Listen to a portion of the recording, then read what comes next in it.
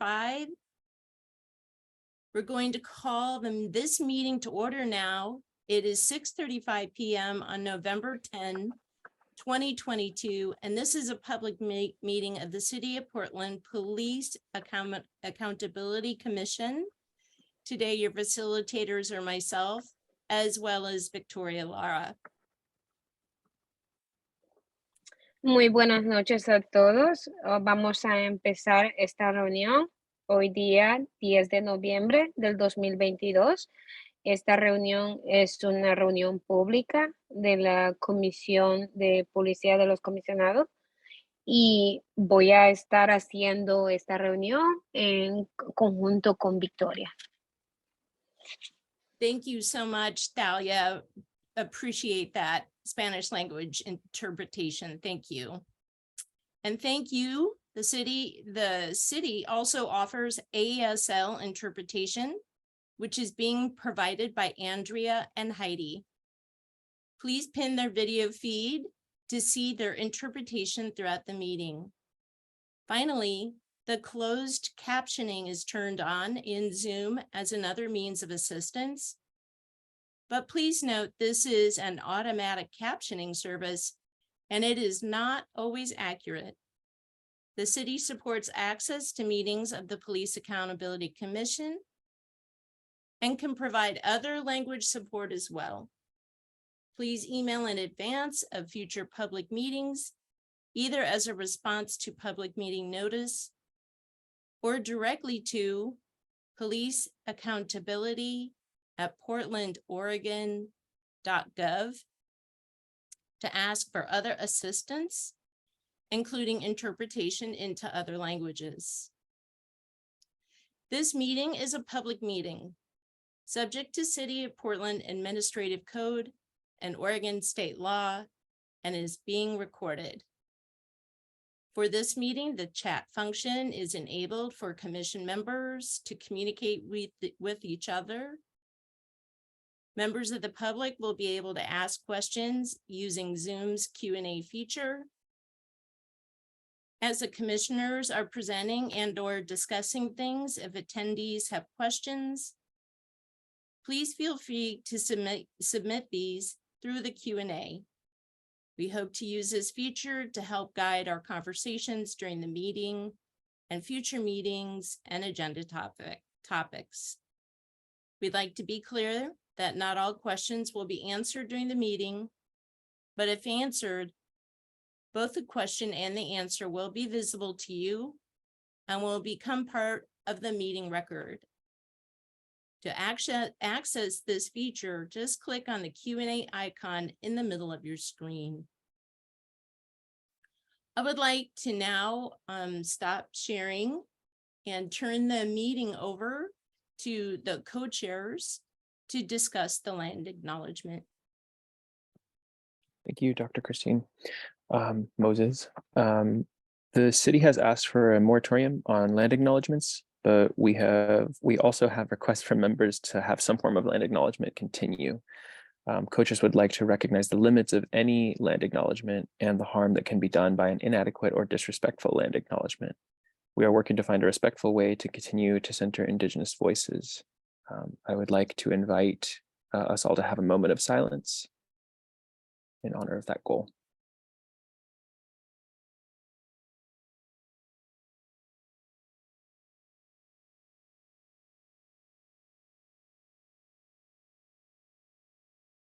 Thank you so much, Co-Chair Christian. Appreciate that. I'm going to go back to sharing the screen.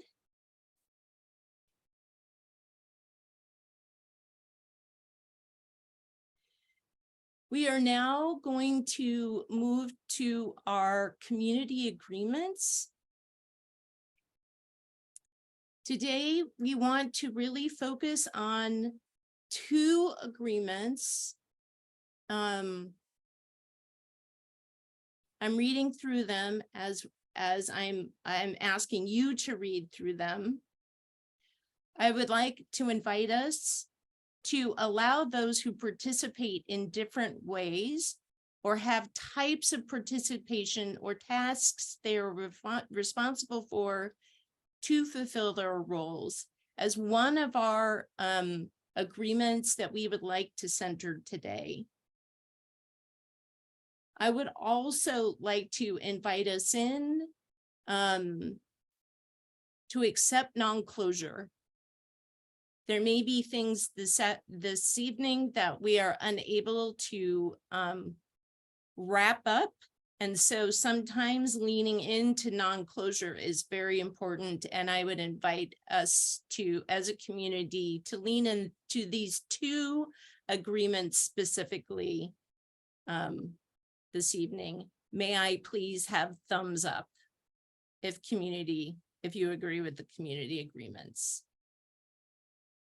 Thank you.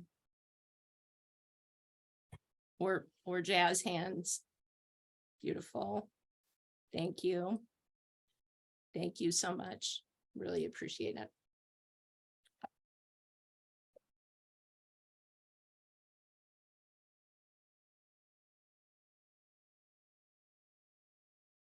Now I will advance the slides to move to the next part and ask the co-chairs to lead us through the phases of work that are upcoming.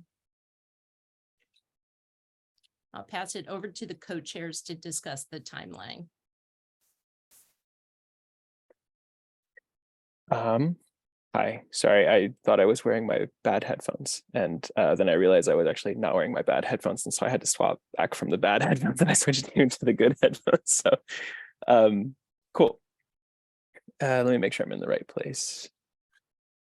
Thank you.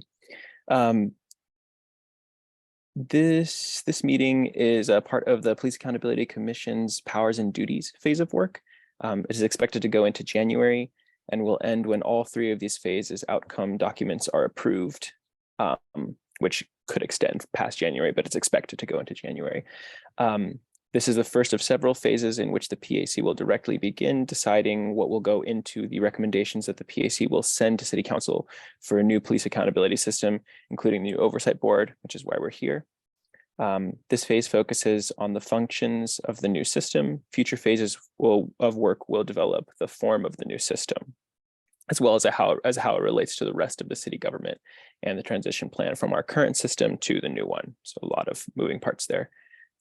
Before Commission presents all proposed changes to City Council in 2023 for their consideration and approval, the ultimate goal. Move to the next slide, please. Thank you. Following today, there are, here are the next few meetings on this slide for the PAC. Next Thursday, November 17th, the Commission will hold the second half of its November listening session in person at the St. John's Community Center. The following Thursday, November 24th, is an observed holiday for Thanksgiving and will have no meeting. The Subcommittee on Individual Accountability will meet November 21st. The Subcommittee on Access to Information on November 28th, and the Subcommittee on Access to Information as well on December 1st. It looks like this might have, there might be an error in the slide there that I think staff just noted. That's okay.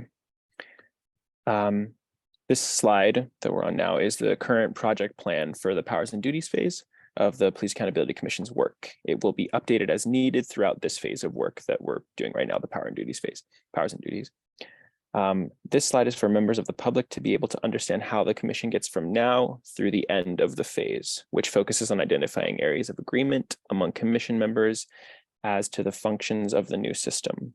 Today's meeting is part of the blue box with the orange border that's highlighted with yellow as well in the upper left part of the screen. Also, I hope I'm speaking slow enough. I tend to speed up when I present things, so I'm sorry about that if that's the case. This is the next slide. Thank you. Yeah. This slide shows the outcome documents for the powers and duties phase based on the agenda and scope approved by the Commission. These documents each correspond with one of the subcommittees. So you can see the names of the subcommittees there. One document will focus on how the new system will access needed information to do its work. which will be the Access to Information Subcommittee. The second on how it will handle administrative misconduct allegations against individual officers, or the Individual Accountability Subcommittee. And the third on how it will contribute to structural oversight of the Police Bureau, which is obviously structural oversight as it's in the name. Next slide. And then today's meeting agenda includes an equity training, as we've been having, followed by a discussion about the definitions the commission needs to develop during this phase of work. After that, there will be a discussion about the desired briefings for this phase from members, as well as subcommittee co-chair selection, public comment, and also a discussion about possible requests from the PAC to the Charter Commission to change the text of the charter. I will pass it back to Dr. Christine Moses for the equity training. Thank you. Thank you so much, Co-Chair Christian. Really appreciate that. Welcome in, everyone. It's wonderful to be here again. I'm going to remind us about our baby bison, reminding us to find our breath. In finding our breath is where we find our center. Breathing deeply if we feel discomfort or we feel defensive. Gently holding your stomach and your chest can sometimes help us regulate ourselves. And I'm getting a model I statement. So I'm going to say, will help me regulate myself. If I become dysregulated, I can put my hand on my chest, on my stomach, breathe deeply and find my center again, and I can count to 10. I have found that breathing deeply, even closing my eyes, allows me to hear other people better. That if you see me closing my eyes, it's because I'm trying to listen and not formulate a response. And so it is a strategy that I continue to work on as a community facilitator, as an equity facilitator. And I invite you to find your own baby bison, baby bunny, butterflies, I don't know, that place in you, that vision that you have of safety and groundedness.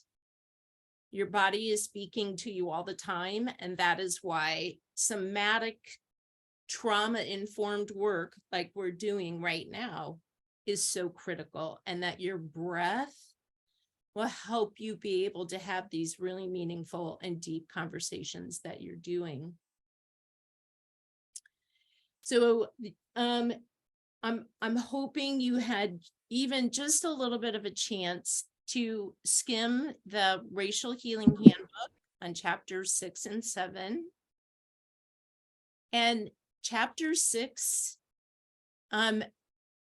is about catching yourself in the flow of racism. And I would like a volunteer, pretty please, to read what's on this slide. And you can just raise your hand or jump in.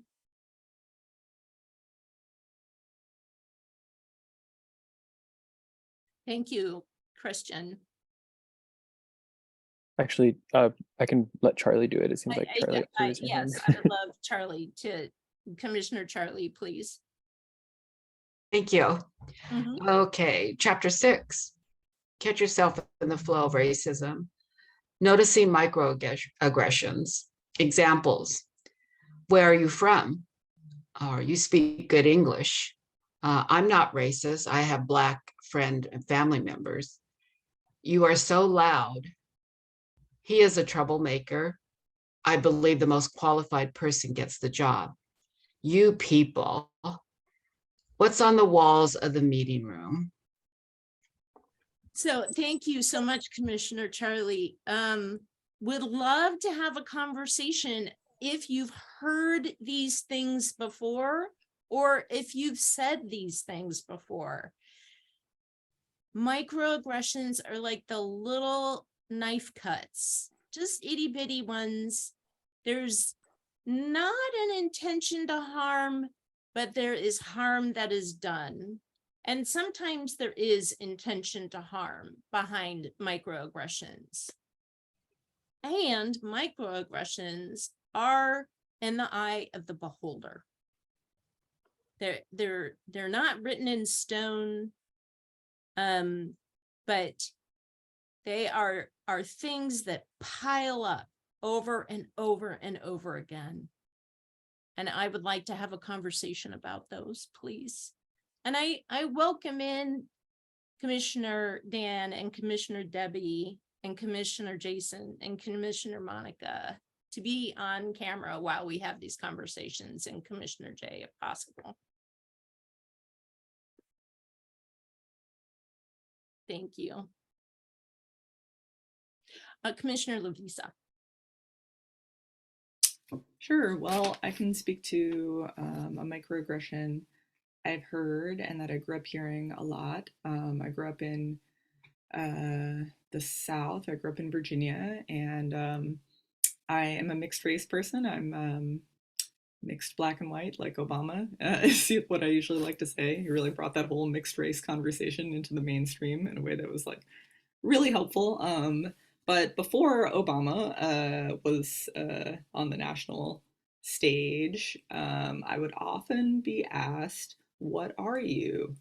And that was like the way it was framed and phrased was, "What are you?" And, you know, of course, I know what people mean by that, but after a while, I was so tired of hearing it that I would just like kind of like play innocent and just be like, like, what do you mean? Like, and they'd be like, well, where are you from? And I'd be like, well, Virginia. And they'd be like, well, what's your nationality? And I'd be like, American.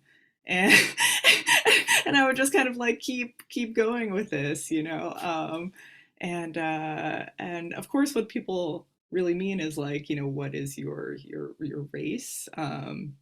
And yeah, people just really struggled with the fact that they couldn't like peg me in instantly into like something. So yeah, that always struck me as like, it's not intentionally aggressive, but it is like an effort to like try to categorize someone and put them in a box.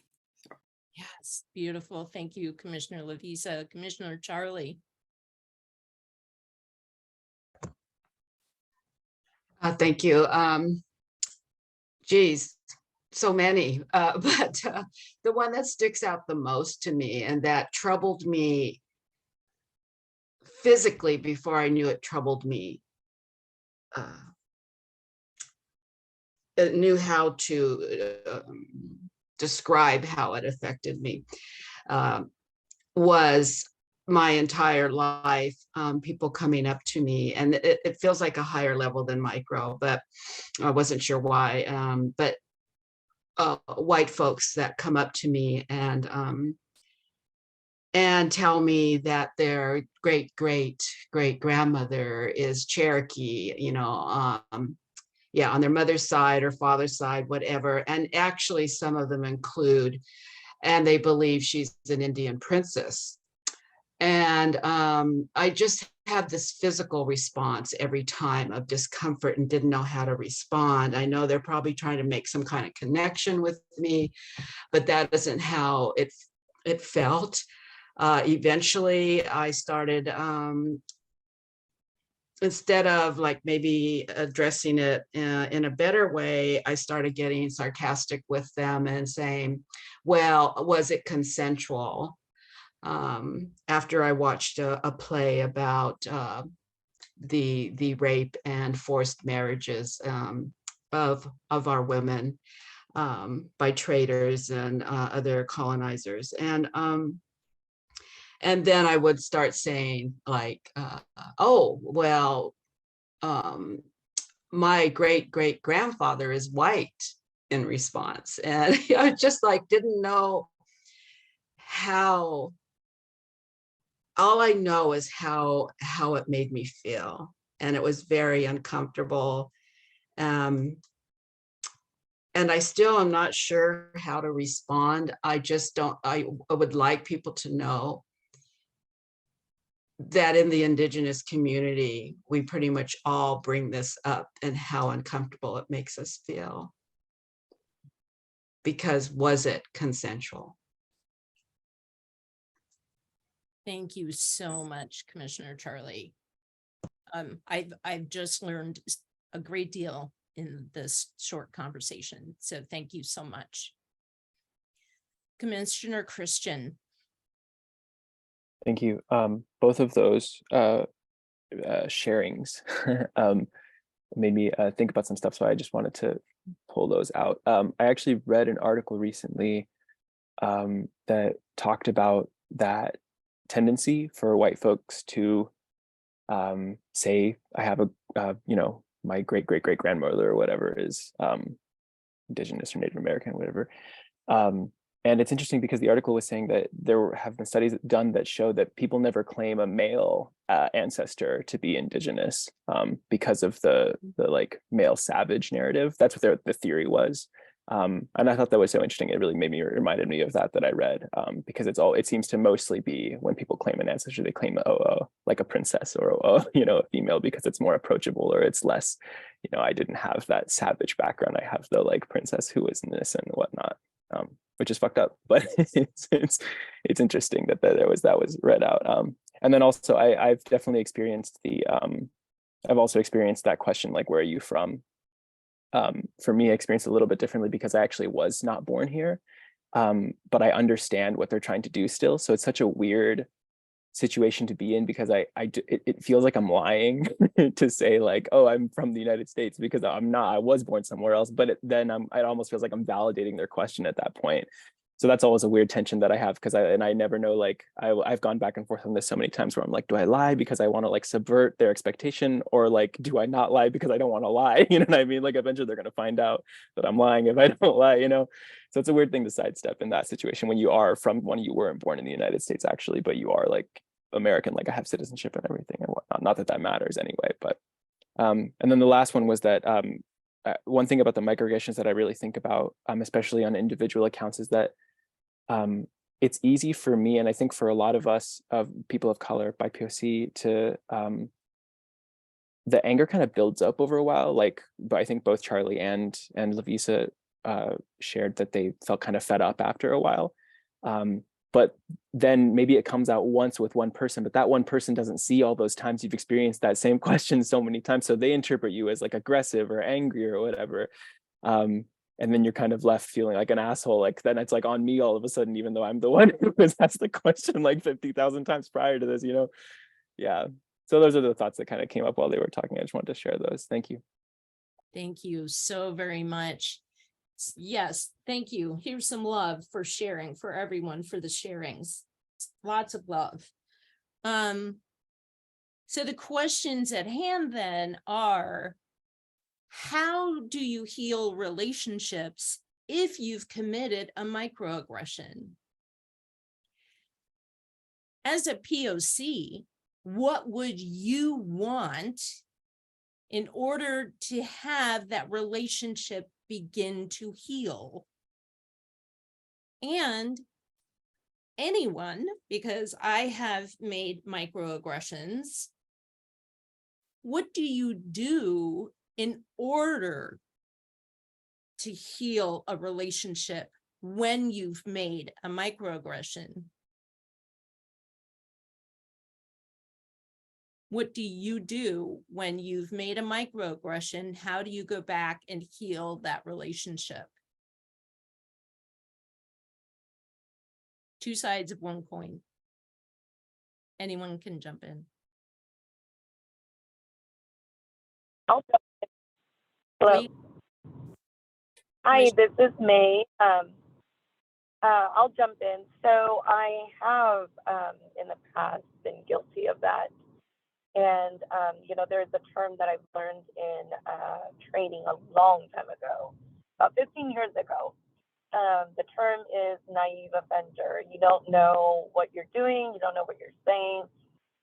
In those instances, apologize, admit it. Admit what you've done wrong and take it as a learning experience. You know, take it as an educational experience, talk with the person and know how not to repeat the harm again. Mm. Beautiful. Thank you, Commissioner May. Commissioner Faith. Yeah, I think if I'm in my generous self, I think oftentimes microaggressions occur out of curiosity of wanting to make conversation or wanting to find shared values. I find as a mixed race person around other Asian people or I'm very racially ambiguous. I get a lot of questions. And I find that often those questions are someone wanting to connect with me in some way, shape, or form. But they aren't aware that the way that they're making a bid for connection is actually hurtful. So I think one of the things for me, of course, is to realize when I have those curiosities that they could be a microaggression, and to just ask the question of like, I'm really curious about knowing more about you, and to let the person disclose what they'd like to disclose.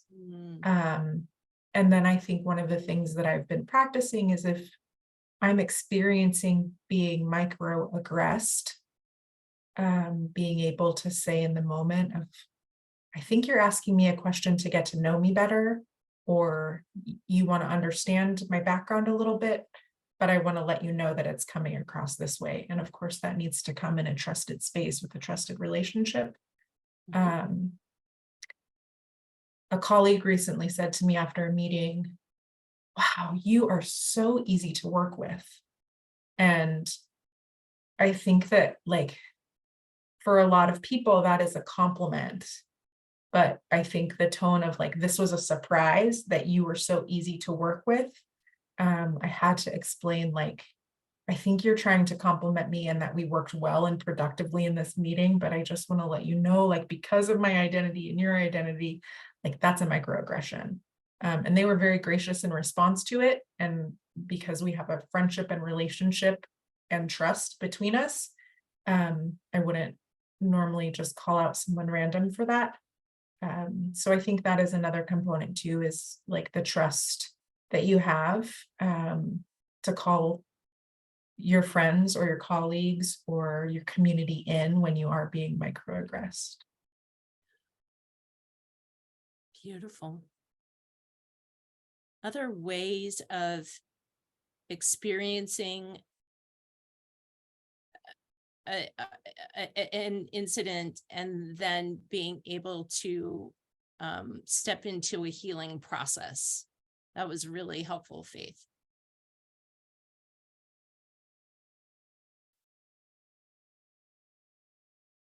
Commissioner Lavisa. Sure, I'll try to keep this brief since I already spoke and I want to make room for other people, but I know that I can think of a time when I committed the microaggression and I don't even know, like nobody brought it to my attention, but I could just tell instantly that I had like kind of said the wrong thing or like done the wrong thing or kind of made the wrong assumption. And I also realized instantly that like the thing that I had said came from like my own internalized anti-Blackness, and which I'm Black, right? I identify as Black. I absolutely have internalized anti-Blackness, and I have no idea like if anybody else that I was even with like caught it or noticed it, but I definitely did, and it really I guess the thing that I did was like really try to ask myself like, hey, where did this come from? And it was such a just sort of a knee-jerk response, the thought, and I was like, oh, I think it came from my own internalized anti-Blackness. Like, okay, I guess that's still there. That's like, it's always going to be there. I'm always, day in, day out being brainwashed like in that way. And I think I kind of took it as like a call to like sort of connect with like that part of myself that is like wounded in that way, and try to learn more and like educate myself more, and just show that part of myself like more care and education and more love. So sometimes it's not even necessarily an external amends, but like more of like a living amends. if that makes sense. Could not agree more. That your internal compassion is actually the ingredients that allows you to be the bridge among different cultures, right? And allows for forgiveness for yourself as well as the other person. Like, for me, forgiveness and compassion are like, they're the foundations for empathy. Empathy is the thing that we're trying to cultivate here. And I am so grateful for you, for your vulnerability to bring this up, to allow us to see how compassion for ourselves allows us to step into this work much more vulnerably. Thank you. Commissioner Charlie. If there's somebody else that hasn't gone, please do before I do. Okay, just because this is November, and the so-called colonizer holiday of Thanksgiving is coming up. I'm having, white acquaintances and or friends telling me what they're going to do for Thanksgiving and what are you doing? And I share that I do not celebrate Thanksgiving. It is a day of mourning for Indigenous people. It is a Indigenous Holocaust celebration of our loss. And I get pushback that, oh, it's the idealism that family gatherings are still important. And I try to, and that they go, we're sorry that has been misconstrued. And I'm just like, and they're telling me how they feel. They're sorry that they feel terrible about what happened. Nonetheless, they're going to celebrate. And I'm at a point again where I'm just, how about how we feel? And how to mend these, because it feels like these bridges are being torn down instead of built up when they push back. And trying to have them understand our experiences. Like, would you, if the Jewish Holocaust was coined as an idealism of family get-togethers is still valuable, would you celebrate that? I just like, I really am, several decades of this is really, I'm finding it hard. I guess I can find forgiveness. I understand how they've been so indoctrinated, but the impact, still really struggling with that a lot. So I don't have a good answer.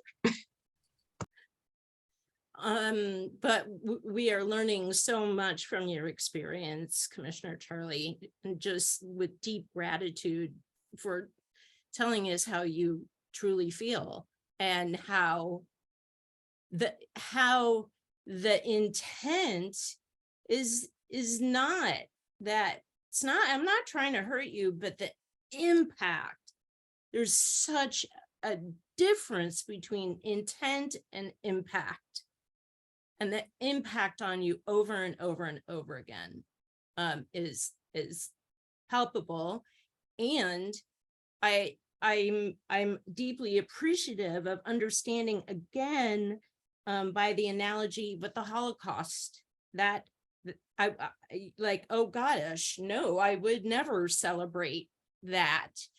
And so you've given all of us a deeper understanding and at your expense. And I am so sorry, but deeply appreciate your perspective and thank you so much.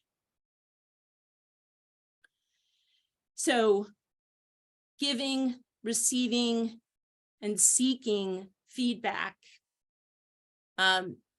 is one way of creating a culture where we can minimize microaggressions. And like Faith, the Commissioner Faith said, it's about trust. It's about having trust with each other, building trust with each other. And especially in this commission work where it's really hard and we are in a white supremacy container, how do we continue to expand our thinking, expand our relationships, go deeper in our relationships so we can trust each other, so we can call each other in when harm happens? That's what chapter 7 is about, is looking at your relationships and taking responsibility for those. Because ultimately, that's the thing that's going to change the world, is taking responsibility and doing things differently. So I would like to give us 5 minutes to take a break and to, in this break, journal, sit with, and maybe even strategize on how to show up for each of you, for the commission. How can you show up differently to minimize microaggressions on the commission? And let's come back at 7:16, please. Thank you so much.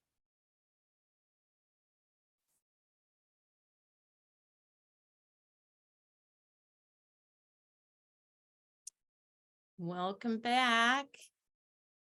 Welcome, Victoria. It's so good to see you. All right. Thank you for that equity training. In deep gratitude for the participation. I would like to now pass it over to staff to review definitions. Thank you. And if I actually could do the screen share, instead, okay. apologies, just for this section. Very good. Yes. Thank you very much. Mhm. This phase of work has 3 subcommittees that are working on the outcome documents, which are areas of agreement on access to information, areas of agreement on individual accountability, areas of agreement on structural oversight. Those are the things that are assigned to each subcommittee. There's 3 of them that relate directly. There are also tasks associated with the full commission, specifically definitions. And these are tasks assigned to the full commission by the agenda and scope document. The purpose of this conversation is to lead up to asking what definitions will the full commission try to create and finalize over the course of this phase of work. So there are items which are specifically required to be defined under the Community Police Oversight Board. And there's a couple examples on the screen. I'm not going to read through everything because this is pretty dense slides and we'll be able to refer back to it later. But there are terms in here like independently, promptly, fairly, impartially, that may have no definition that is widely accepted, but more of a common understanding. There's some that have a definition under the current system that may be able to be changed as part of the recommendations of the PAC if there's a reason to provide that any member would like to propose. And some of these are reflected in the requirements of the commission to define them that were given by council. You can see some bolded items here, and some of these you'll see on the next slide as well, which is what Council Resolution 37548 mandated that the commission do. The bolded ones on this slide are actually the ones that are really definitions. The entire category is marked definitions, but as you can see, the name of the oversight system is not necessarily a term that's being defined so much as a decision that's being made by the commission and is already in the agenda and scope in some other way. Whereas defining for cause is not, that is actually a definition that the commission would need to create.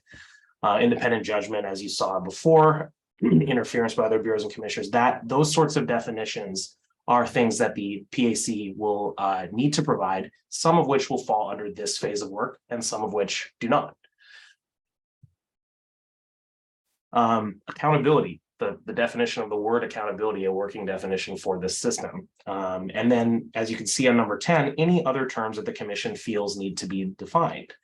There are other terms that have been used by the PAC in previous phases of work as well. For example, the community engagement framework talks about creating a system that centers restoration, justice, and reconciliation. So there are other sources from which you can populate a list. Excuse me. There are other sources from which the PAC can populate this list of items that need to be defined. Trauma-informed lens, the communities most impacted, the 6 values of the PAC. And then even in the most recent phase of work, there are some definitions that have already been developed. For example, this middle section, standards of evidence, there is a definition that was already approved by the PAC. So that's not necessarily something that needs to get revisited, but it's just giving examples here of the types of terms from these documents that have been approved. A working definition of oversight is another term that's not explicitly mentioned in the Council Resolution 37548, but is something that has been used in several documents. It's just mentioned here. So all of that is to say, there are some items that need to be defined. The bolded items you can see here are definitely required definitions at some point throughout the multiple phases of work of the commission. And in a moment, we're going to ask if there are other terms that you would like to add under any other terms that the commission feels needs to be defined. But before that, I wanted to give an idea of the scope of time for this phase of work. This is something that would need to be done in the full commission. And there's essentially going to be 2.5 meetings beyond today in which to approve those definitions and work on them. There's a meeting that'll either be December 8th or 15th. There'll be an early January meeting, and ideally everything will be done by the end of that meeting in order to stick with the overall project timeline for this phase of work. There will be late January full PAC meetings as well, but those will be primarily focused on subcommittee work, the areas of agreement that have been referred out, so there may not be a lot of time to discuss definitions. So with that in mind, what are the next question will be, what are the terms that the PAC would like to create definitions for in the full commission during this phase of work? So that is the presentation part of this, and I will pass it over to Dr. Moses and Victoria to move along to the next item. Thank you. Thank you, staff. Now, next on our agenda is a discussion about adding additional terms to define to the work of the full commission during this phase. You have heard what is required and how long the full PAC has this phase in which to discuss definitions. Given that, what additional terms would you like to define during this phase of work? The discussion is a round robin, so it's designed to have all members speak at least once and provide their ideas and thoughts on both questions. Each member has up to 2 minutes, and it will be calling on members to speak. After everyone is spoken, we can move on. Please feel free to pass if you need more time to think, and I can come back around you. Okay, I see Commissioner Monica, please. Hi there, this is Commissioner Monica.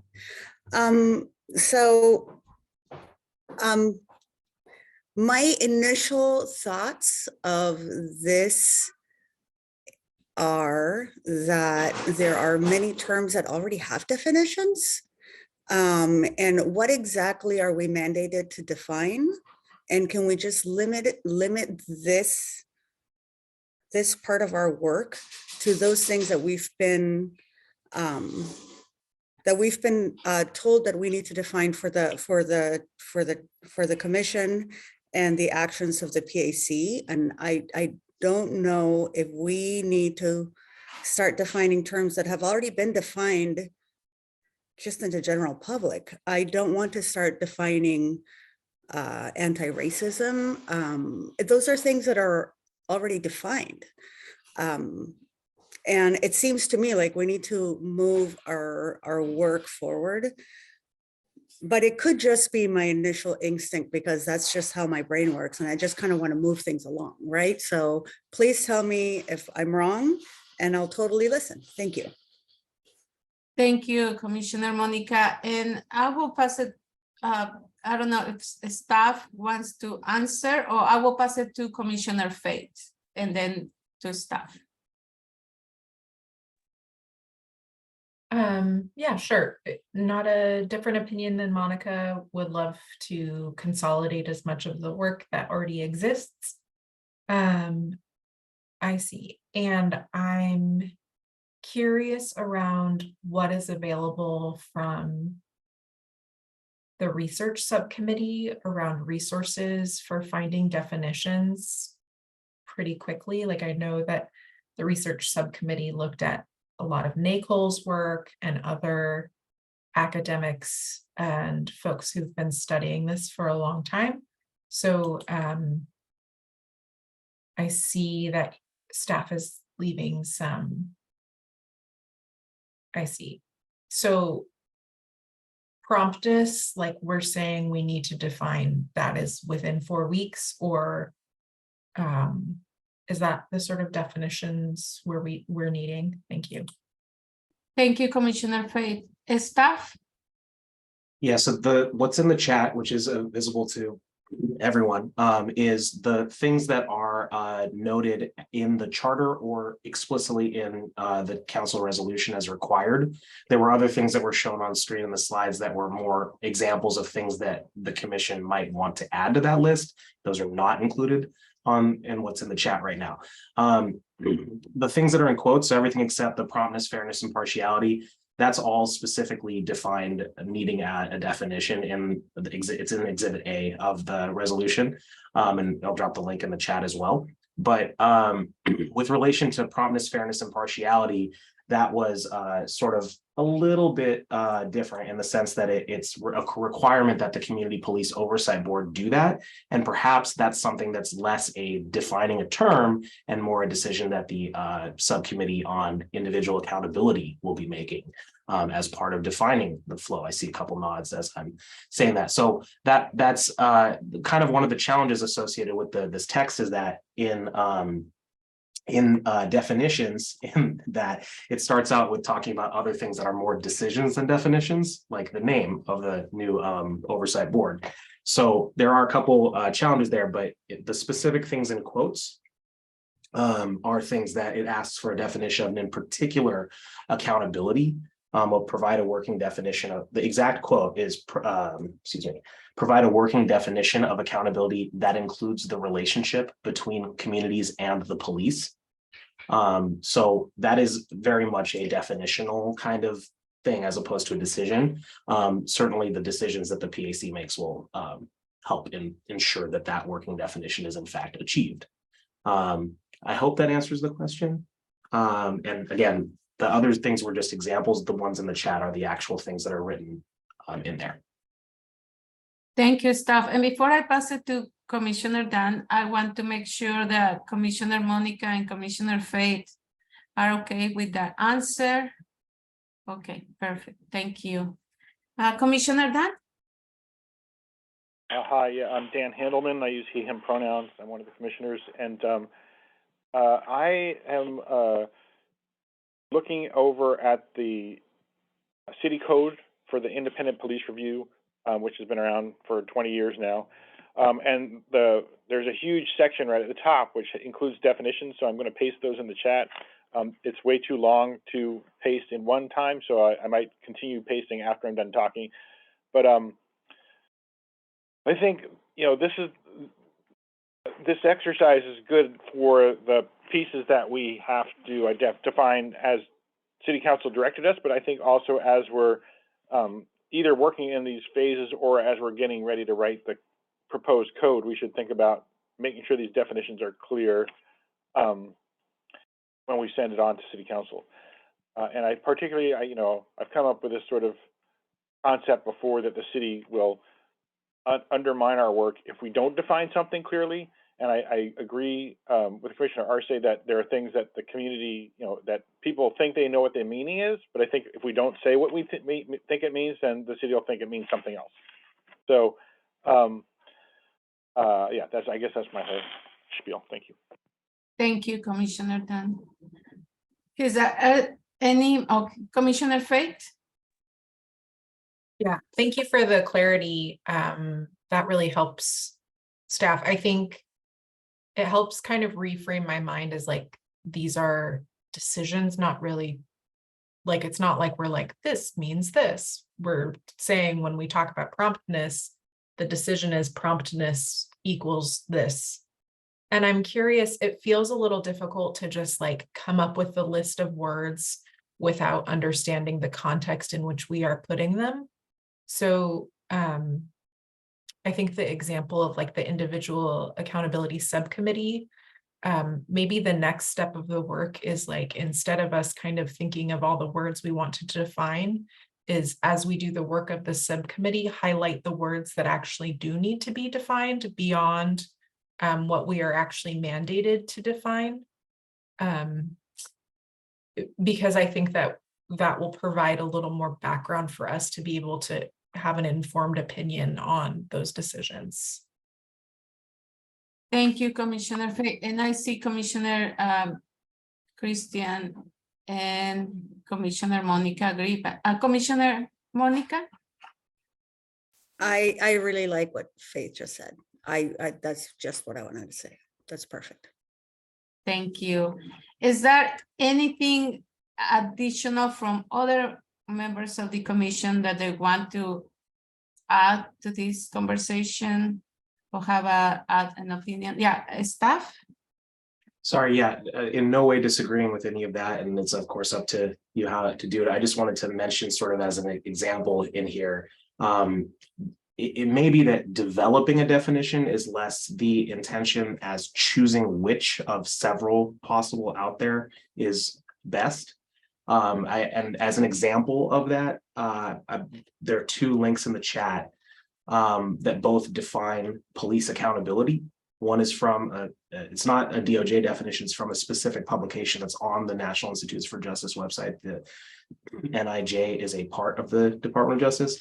And then there's a different definition, which is under the UN Office of Drugs and Crime, which also relates to, from a global perspective, to police accountability. So instead of perhaps framing this as write this organically, which may be an option, it may also be an option to say, we like this definition better than that when there are multiple ones for some of these terms. And where and how you do that is, of course, a separate question, but when you do it, that might be a process. And I'll drop the correct link in there. Apologies for that. Thank you. Then given to what? Oh yeah, Commissioner Catherine. Hi, Catherine McDowell, member of the commission, and I just want to say I've been on vacation and away and missed several meetings, and it's really nice to be back and see you all. So substantively, what I want to say is that, I do think it makes sense often to look at definitions in context, and I appreciate the exercise of like doing it as we go in the subcommittees. I also understand that among the last phases of our work, we'll be drafting the code provisions that put it all together, that, take all of our conceptual work and put it into a concrete proposal. And it seems to me like for sure at that stage, we would want to go through and do a review to see whether we've got really important phrases that are not defined, that are ambiguous in some way, that could be construed in different ways and could potentially, if they were construed incorrectly, could undermine our work. So it's a little bit of a, I think it's important to do it as we go, but I guess I just want to make a plug for in that last stage where we're doing our drafting, to also do a review for open words or terms that are critical, so that we make sure that at that stage we're really documenting what we're doing, that we make sure that there aren't any loose or open terms that could undermine our proposal. So, and that I think is kind of a lawyerly exercise where we're going through and adding definitions where we've decided this is a critical term and it needs to be defined in our definition section. Thank you. Thank you, Commissioner Catherine. Any additional? Yes, Commissioner Debbie? So I don't know if this is a good comparison. So one of the things we do in the League of Women Voters is we do studies on different issues. And I know when I've been on those study committees, as we're writing, the first go round and then redrafting, we keep a kind of a running list of terms that we think need to be defined, so that we don't have to put it in the text, but we have, a section at the back or the front with all those things. So it seems to me, as we're working on, as Commissioner Catherine pointed out, as we're kind of working on our product that we're going to have at the end of all this, we should kind of keep a running list as we're doing it. Oh, we need to make sure to, we have a definition for that, so that as things pop up, we just keep making sure to write down the ones that we want to define, so that it doesn't come back to bite us later that it's too fuzzy. So what the meaning is. Thank you. Thank you, Commissioner Debbie. Any more suggestions about, yes, Commissioner Aji? Yeah, a lot of what folks have said has really resonated with me, and I agree with the idea of going back and making sure all the things are defined, because there's the potential that loosely defined things or undefined things might get exploited. And I'd also be curious, and I don't necessarily know if this is possible, given the tight time frame and all that, but like how we had like best practices and stuff like that. I wonder if there's like a either best practices or even like a bad practices thing where we can look at how previous terms have been defined in ways that thwarted accountability. Like I said, I'm not really sure how feasible that is, but thinking about how language is often exploited to uphold oppression and uphold the status quo, if we can get specific examples and then kind of jump off those examples to be able to define some things, I think that would be interesting. But again, I don't know if we necessarily have the time to be able to do that. Thank you, Co-Chair. Thank you for your participation. Who else? I think everybody has participated. Staff, would you like to add something, or we continue with the next? Oh, Commissioner Lovisa. Yeah, I think there have been so many great suggestions already made. Particularly appreciate Commissioner McDowell and Commissioner Aiken, and yeah, just thank you so much, everyone. I wanted to ask or kind of clarify that, I wanted to clarify for this phase who exactly would be doing the work of bringing together definitions or gathering definitions. Is this something that commissioners will do? Is this something staff will do? Is this like a team effort? Is it a combination of things? Is it a co-chairs thing? I guess I just kind of want to ask, it's work to look up definitions and to find good definitions. So who will be doing that work? That is a fantastic question, and I'm very glad that you asked it, because I forgot to bring this up. Yeah, that's definitely something that is to some degree a team effort. The way in which we've historically had things that are routed through the full commission, and I say historically, it's really just been the two phases, but the has been to kind of use the co-chairs and staff as a sourcing and also a place to add feedback as well as new ideas in, and then kind of consolidate that together. And that could also be meaning a member of the commission could definitely suggest a brand new definition from their own thoughts and opinions, or one that they found somewhere and liked. And then we'd probably maintain some sort of running list of them and kind of have conversations in terms of narrowing down what we like, what we don't like about this, or what, that sort of thing. But probably to be slightly more specific about the next step would be something to the effect of emailing out, asking, we've got this list of known things that need to be defined. If you have anything else you'd like to add to that list, you can also add it in an email. It doesn't have to be just in this conversation, but wanted to have at least this conversation to do that. And then also, if there's a definition you like, please send that in. Over the next 4 weeks, that would include time for members of the commission to add to the list, provide definitions for the terms on the list, and also for that to be consolidated and then sent back out to the members for feedback prior to the next meeting of the commission on either December 8th or December 15th. And then probably the same two-step process between that meeting and the following meeting in January. First, asking for feedback and collecting it, and then putting it together and sending it out for sourcing of any definitions that aren't resolved on December 8th or 15th. Does that answer the question? It does. Thank you. Thank you. And before I pass it again to Commissioner Debbie, I want to make sure Commissioner Angie or Commissioner Christian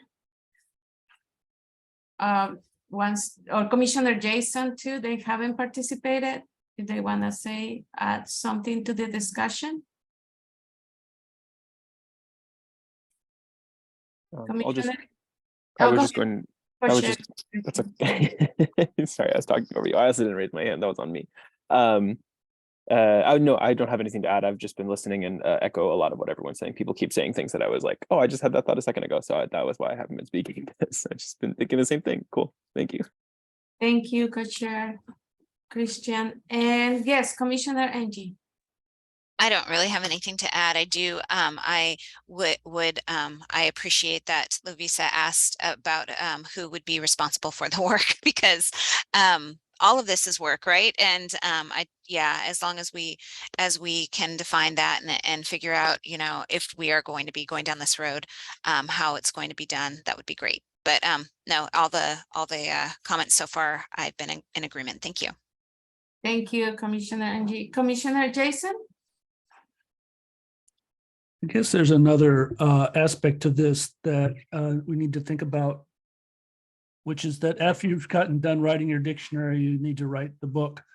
Along the way, we will find new terms that need defining. So we should have a method where words can get new definitions or get definitions quickly, so that we can proceed along the path as Commissioner McDowell and others have pointed out. So I would suggest that we can do some defining work now on the terms that the charter charge requires us to, but we should move on and define things as needed as we go on, but have a method of doing that. Thank you, Commissioner Jason. And also, I'm gonna ask Commissioner Charlie and Commissioner May if they want to add something to the discussion. Thank you. This is Commissioner Charlie. I have nothing to add to the discussion at this time. Thank you, Commissioner. And Commissioner May?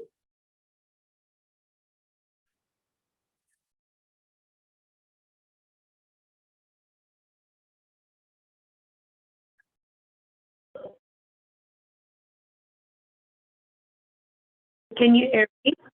Yes. Can you hear me? Yes. Oh, I'm sorry. Oh, yes. So this is Commissioner May. I do not have anything to add at this time. Thank you, though. Thank you, Commissioner May. Okay, Commissioner Debbie, would you like to add something? I just wanted to make sure it felt like Samir was talking about sort of like deadlines and that we should wrap this up.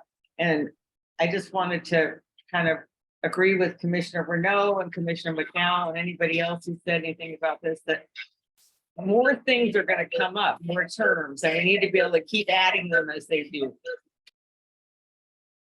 Thank you, Commissioner. Yes, staff? Yeah, that's 100% accurate. Yes. And 100% agree with Commissioner Jason and you, Commissioner Debbie, with relation to that. The thing is just to follow the agenda and scope. Some of that work is going to has been agreed to by the commission to do over the course of the relevant phases. And you can see an example of that in the definitions being added to some of the fact-finding phase documents. That doesn't mean they won't get revisited, doesn't mean they won't get added to. 100% in agreement there. Just wanted to clarify that if I was a little unclear earlier. Thanks. Thank you. Thank you, staff. Is there any additional information or ideas for this first part of the discussion, or we move on to the next? Commissioner Dan? Yeah, well, I guess we didn't really get this agenda until yesterday, and I misunderstood it, I think, because it said that we're going to go over Charter 2-10 and the council resolutions, but it seems like what happened was we went over sections that were identified already, and when we had the authors of the charter amendment in here, they kind of briefly described parts of the charter. I guess at some point, I would like to see the commission kind of go through the charter amendment line by line and see what's in there. And that might be able to help us with this, see if there's other words that we think we need to define that are in there. And I don't know if we have time to do that tonight or not. It's hard for me to gauge how much we have left on the agenda. But I really feel like we haven't gone through the charter amendment that we're building off of together as a group yet. Thank you. Thank you, Commissioner Dan.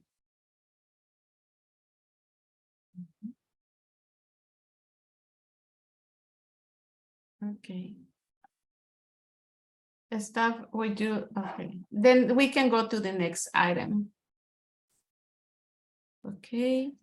The next item is item B, and is who would you like to invite to brief the PAC during this phase? Our other discussion is about who we would like to brief the PAC during this phase of work. Some of these briefings may end up getting done in a full commission, others in subcommittees. And due to the availability, others may end up being held in future phases. But having an idea of who the PAC wants to hear from will help co-chairs and staff schedule these briefings.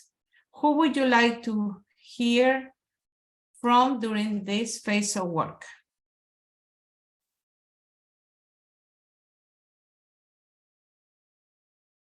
And if we can add names, that will be great.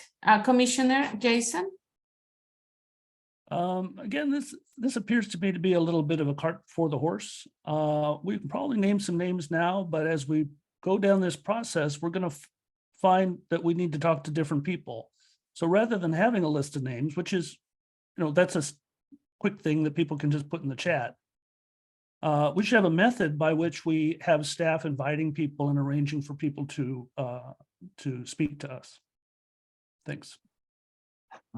Thank you, Commissioner Jason. And I will remind everyone that this discussion is also a round robin. So it's designed to have all members speak once and provide their ideas and thoughts and questions. Each member has up to 2 minutes, and then I will be calling on members to speak. After everyone's spoken, we can move on. Please feel free to pass if you need more time to think, and I can come back around to you. Commissioner Fate?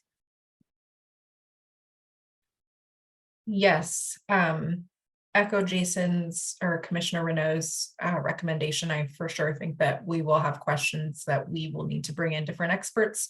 So those will come up as they come up. But there are a couple of things that came to mind. One, from the research subcommittee, I have a question is, did any of you speak to jurisdictions that similarly had a community body that was working to build oversight, like an adjacent, like a pre-police oversight board like we are? And if so, would there be a community expert that would be helpful to talk about as they established similar sorts of definitions and areas of agreement? And then second, I think with charter reform passing this week, it would be really helpful to talk to some folks in Charter Reform Commission to talk about, especially as we navigate some of the structural oversight and policy recommendations in that subcommittee, talking about a little bit of their political process and considerations. And as we have a changing city council, I think that it is really prescient that we are considering how we are building, how we're going to get this approved by city council. Like that feels like it needs to be in our minds as we develop the work quite urgently, now that one of our biggest allies is no longer on city council, will no longer be on city council. Thank you, Commissioner Faith. And I just want to remind everyone that please feel free to suggest names, and we will take notes. Thank you, Commissioner Debbie. So one of the people I interviewed for the when I did the research on Oakland was they have an advocacy group there that has been working, over the years for this, big change in their oversight body.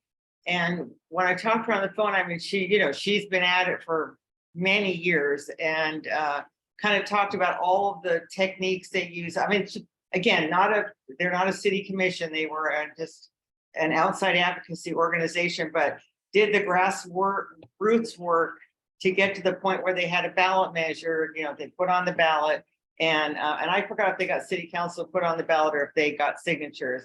And then they weren't really satisfied with how things turned out. And then they got another ballot measure to change their charter. And so she was really great. So she's somebody, and I don't have her name off the top of my head, but just all the considerations they took into account when they were trying to build their system.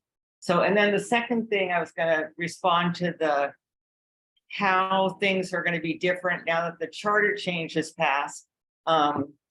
The other person, besides people on the Charter Commission, we might want to think about inviting Michael Jordan, who was the former head of Bureau of Environmental Services.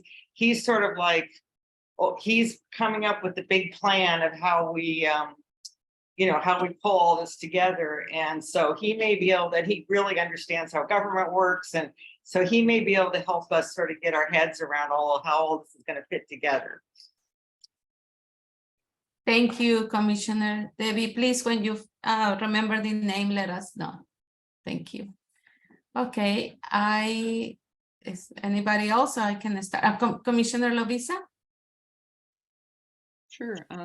Well, I think part of the reason that I'm on this board is because I spent several years working in Washington, D.C., and I worked in the Civil Rights Division of the Department of Justice, and I specifically worked in the criminal section, and a lot of the people who work there are really experts in police and correctional officer misconduct, because that is the type of cases that they prosecute, and they're sort of a little bit of an office of last resort. And they do a phenomenal amount of Garrity screening of investigations, and they and for folks who don't know, that's where you separate compelled information from information that you can use in a criminal case against the officer. And as we're now moving into this like powers and duties phase, and we're going to be looking ahead, I think that it is incumbent upon us to have someone who is really, really experienced in this particular part of like, how do we keep these things that are both really, really critical roles, the administrative investigator role and the criminal investigator role. How do we keep this information appropriately separated so that it doesn't thwart possible criminal cases against officers in the future? So I could suggest a name. I could suggest Carla Dubinsky. I could suggest a few people who I can think of. But that would be my suggestion, would be to have a Garrity subject matter expert come in and speak. Thank you, Commissioner Lovisa. Commissioner Dan? Yes, well, I like that idea. I heard that these suggestions might end up in a subcommittee or might be in the full commission. I think everybody would benefit from them, but it might be helpful to have, like, that sounds like that particular kind of expert sounds like it would be in the access to information subcommittee based on what that subcommittee is doing. And I was thinking that either for the full commission or for the one that's designing the police accountability, the officer accountability part, that we have to be talking about how officers are going to get disciplined. And I think that this is one area where the police association and the city might not agree on what the ballot measure means and what this charter means, and what the state law means about collective bargaining. So I would suggest either a labor attorney that's in private practice that could sort of address those issues from a objective point of view, or having the city attorney and the attorney for the PPA both come in and answer questions about issues such as discipline and whether it's going to trigger collective bargaining. Because I know we were told by the city attorney that the state law that passed says they don't have to collectively bargain the board. I think that what that means to us, or what that means to some people, is that means that they don't have to bargain at all about anything that we do. But I think that what it means to the PPA is probably means that they don't have to bargain over the fact that the board is going to exist, but they still have to bargain on things like the discipline and the compelled testimony and other items. So I would like to get some clarity on that from either or both private labor attorney or city attorney and PPA attorney at the same time, hoping that they're willing to do it. Thank you, Commissioner Dan.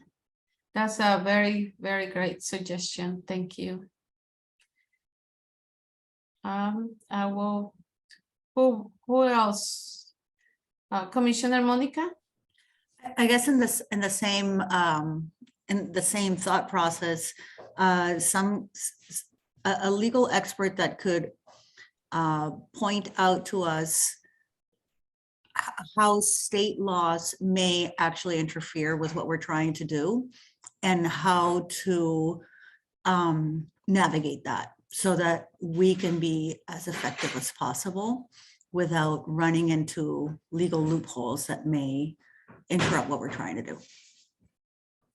But I don't know who that person is. It is not, I would have to ask somebody else for that. I don't know.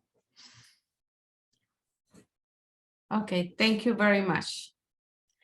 Commissioner Charlie.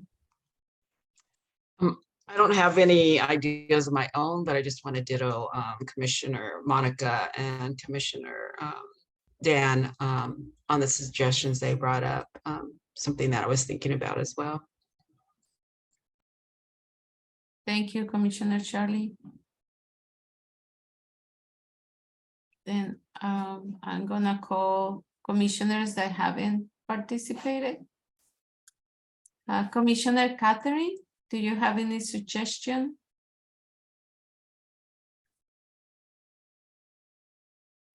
Thank you. I guess I just agree with what has been offered so far and don't have anything to add right now, but I'll continue to think about it and offer suggestions if I think of any additional suggestions. I will say that in the research committee on best practices from other jurisdictions, the city of Chicago did appoint a task force in 2016 after some of the sort of worst incidents of police violence against members of the community there. And that has resulted in this 3-part structure in Chicago, including a kind of a structural reform commission that was just enacted. So I think somebody mentioned maybe we could talk to, somebody from another community that built a new process in light of the community believing that the current process wasn't working. And Chicago has done that recently, had a task force that recently sunsetted once they implemented all their recommendations. So that may be a source for that information if we want to pursue it. Thank you. Thank you, Commissioner Catherine, and thank you, Commissioner Debbie, for posting this in the chat. Commissioner Lovisa? Sure, I just wanted to note, while we're on the topic of attorneys and all these legal experts and attorneys that we want to talk to, that during the listening session on Thursday, which I sent some notes around that I took during that session, and something that came up a few times from members of the public was just the importance of firing powers and how important to the issue of accountability having the board actually be able to fire people is. And I know that will be most likely a really a big hurdle, or I would guess quite a big labor law obstacle that we'll have to, I think, figure out. And so I just wanted to echo what Commissioner Handelman said about having a labor attorney or several in to talk about that. Thank you, Commissioner Lovisa. Commissioner Angie? Thank you. I'm kind of listening to all of this, and I'm also listening to the current political climate, and of what's, being said about what the 5 commissioners that are there right now are focusing on. And I'm very worried about the teeth of our commission going forward, like everybody else, I'm sure. So I would like to maybe have more conversations with NACOL and see if they have any suggestions, because they have been working, they're kind of, it seems like an overall umbrella from the research committee that we went through, and see if they have any suggestions about how we might be able to stay in the public's eye and keep the teeth that we had a year and a half ago when this was voted in, or 2 years ago, when this is voted in. So I don't know, I guess I'm just really concerned about that right now. And it's kind of taking over my entire brain. So that's it. Thanks. Thank you, Commissioner Angie. Commissioner Catherine? So I know I just spoke. I don't want to take anybody else's time, but I do want to say that on that point, I think it's pretty important, the feedback we got from the folks from the Department of Justice, that our recommendations are a part of the settlement agreement. And it's not something that the city council can just, first of all, our charge is in the charter already. So what we're doing is already a part of the law. We are just implementing a law that has been passed, and successful implementation of this law is a part of the DOJ settlement agreement. And so, I do think that we need to keep in mind that we have that, we're about implementing laws and settlement agreements that are in place right now. And so, what we need to do is hew to the law that was passed and the settlement agreement. We really need to be focusing on that and that process, because I think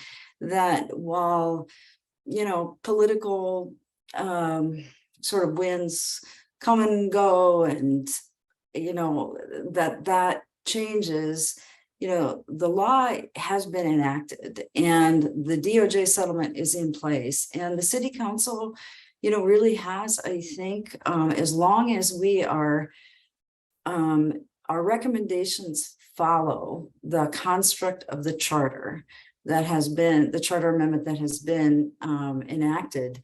The city council can't unilaterally reject it. I mean, they can't do that. And they certainly couldn't do it and be in compliance with the settlement agreement. So we think, maybe we need to continue to understand that process better, but it isn't, one city council member coming and going is not going to change the trajectory as long as we are carefully implementing the law that was passed and understanding the settlement process that has to follow. And I think that's where, if we want to see our work succeed, we really do need to be understanding our charge, following it carefully, and then understanding the dynamics of the settlement agreement, which is sort of where once we give our work to the commission then, or to the city council, then it's really that process that takes over. The city council has a certain amount of time to consider it, then it's, then, it goes into that settlement process, into the judge's review. But I guess to some extent, I want to just reassure people who are worried about that I think, we have this isn't just something that was set up as sort of a political, somebody's political idea. This is a law that was passed by the voters. And so that's where I think we have power and strength as long as we understand our charge and fulfill it. So that's, I guess I just want to, that's where I go. But that's where I also think, like what Dan said earlier about understanding the details of the charter or the charter amendment and really making sure that our work can't be undermined by somebody saying, well, that's not in the charter, or that's a misinterpretation, or that's an extension, or they didn't do this right. Or, as long as we follow our charge, I think it will be difficult for the city council to reject our work unilaterally. And I think the judge would not, and the DOJ will not support that kind of determination. So it's really up to us, I think, to understand our charge and to get it done. So that's what I'd say. Thank you. Thank you, Commissioner Catherine, and it was very well said. Thank you very much. We appreciate it. Okay, and now I'm gonna pass it to Co-Chair Christian.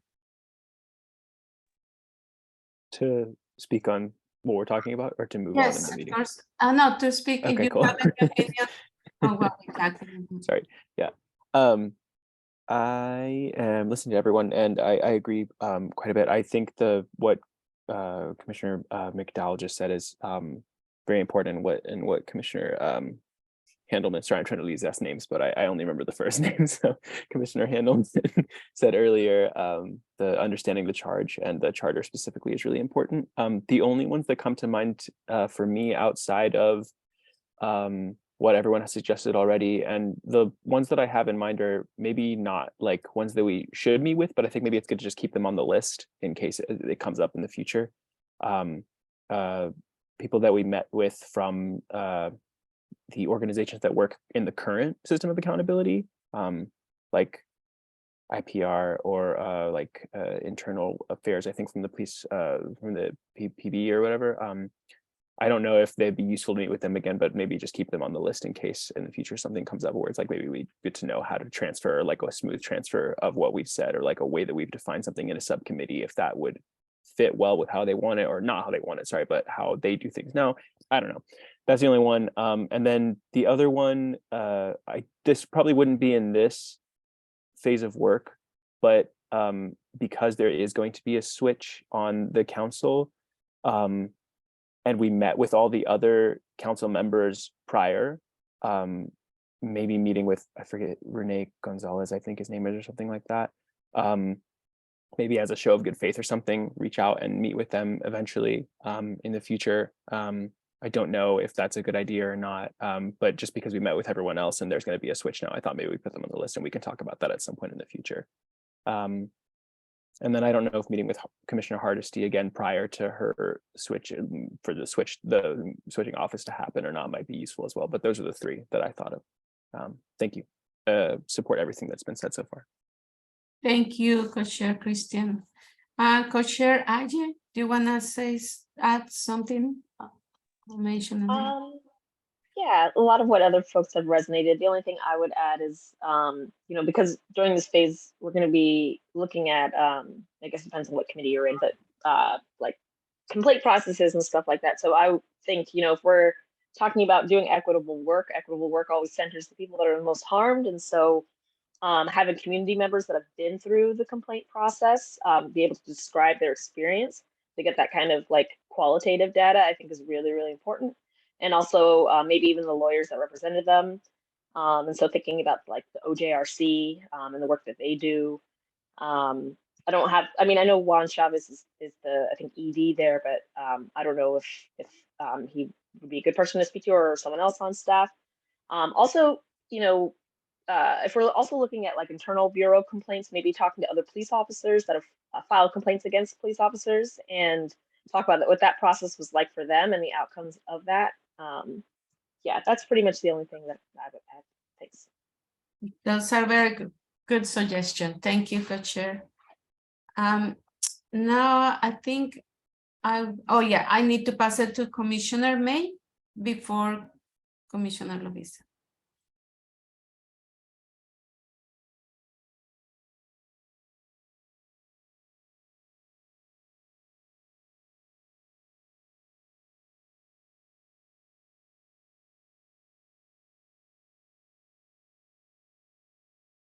Commissioner May, would you like to add something to the discussion?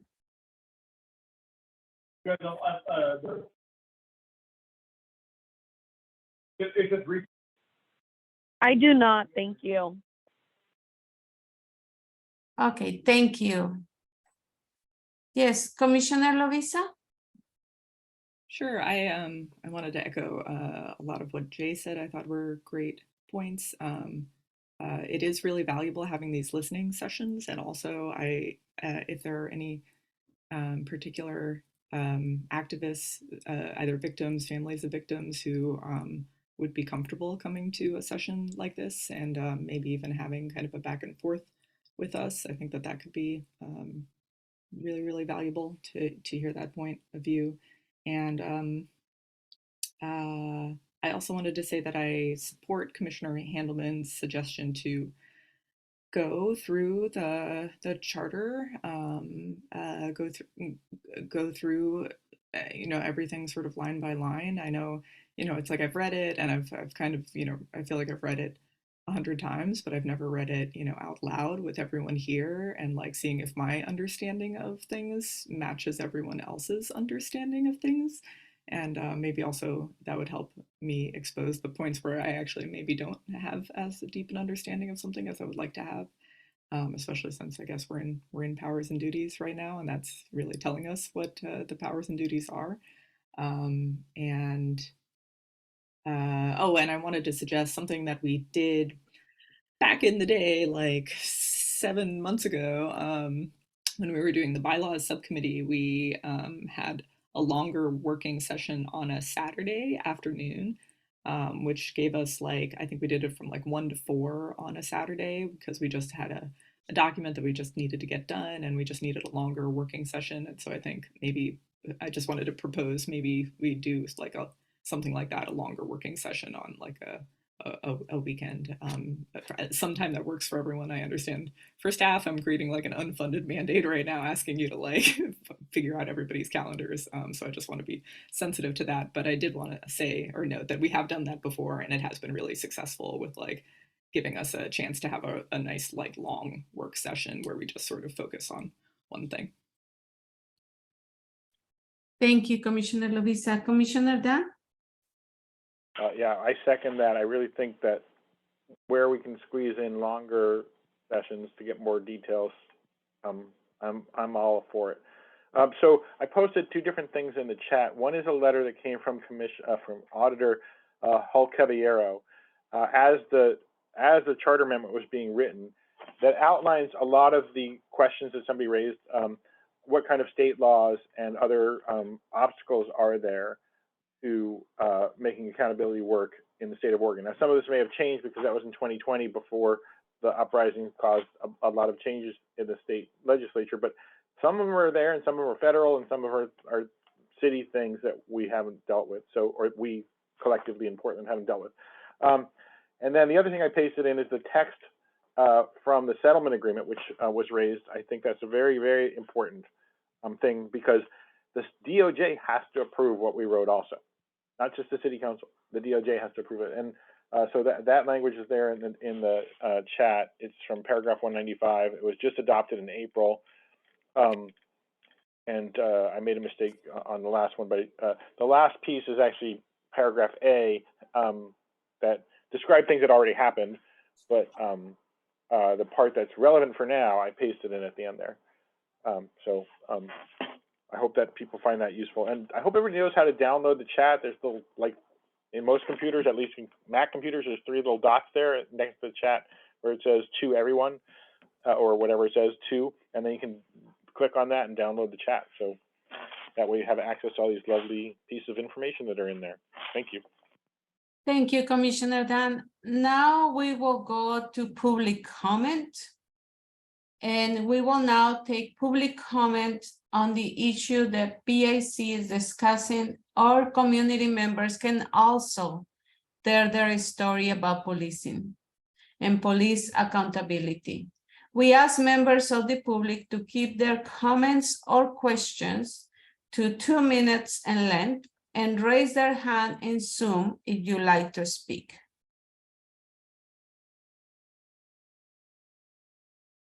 We welcome public comment. Any comment from the attendings?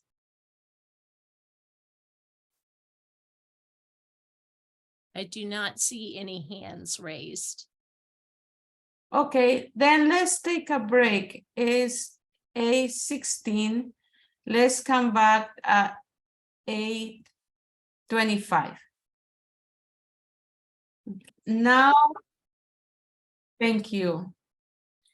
We're going to go to next steps.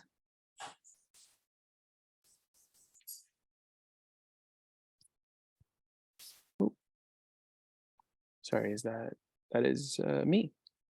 Yes. Cool.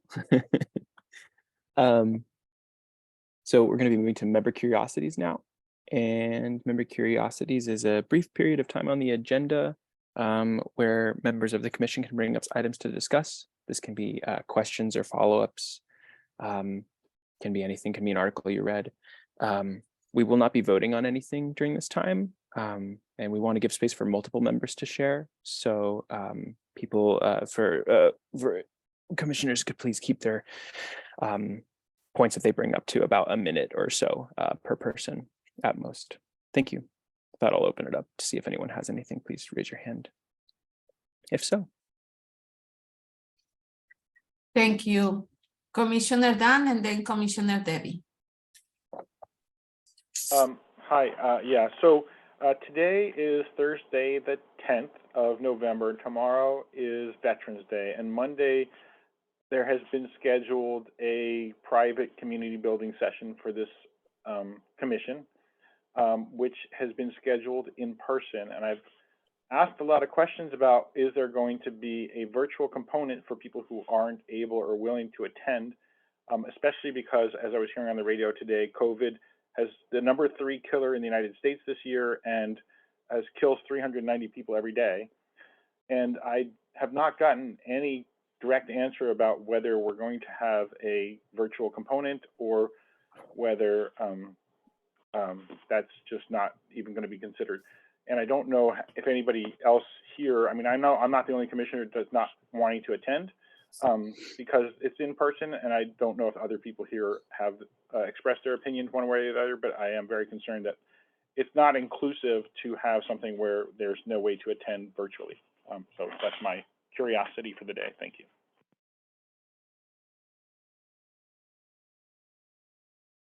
Commissioner Debbie. Thank you, Commissioner Dan.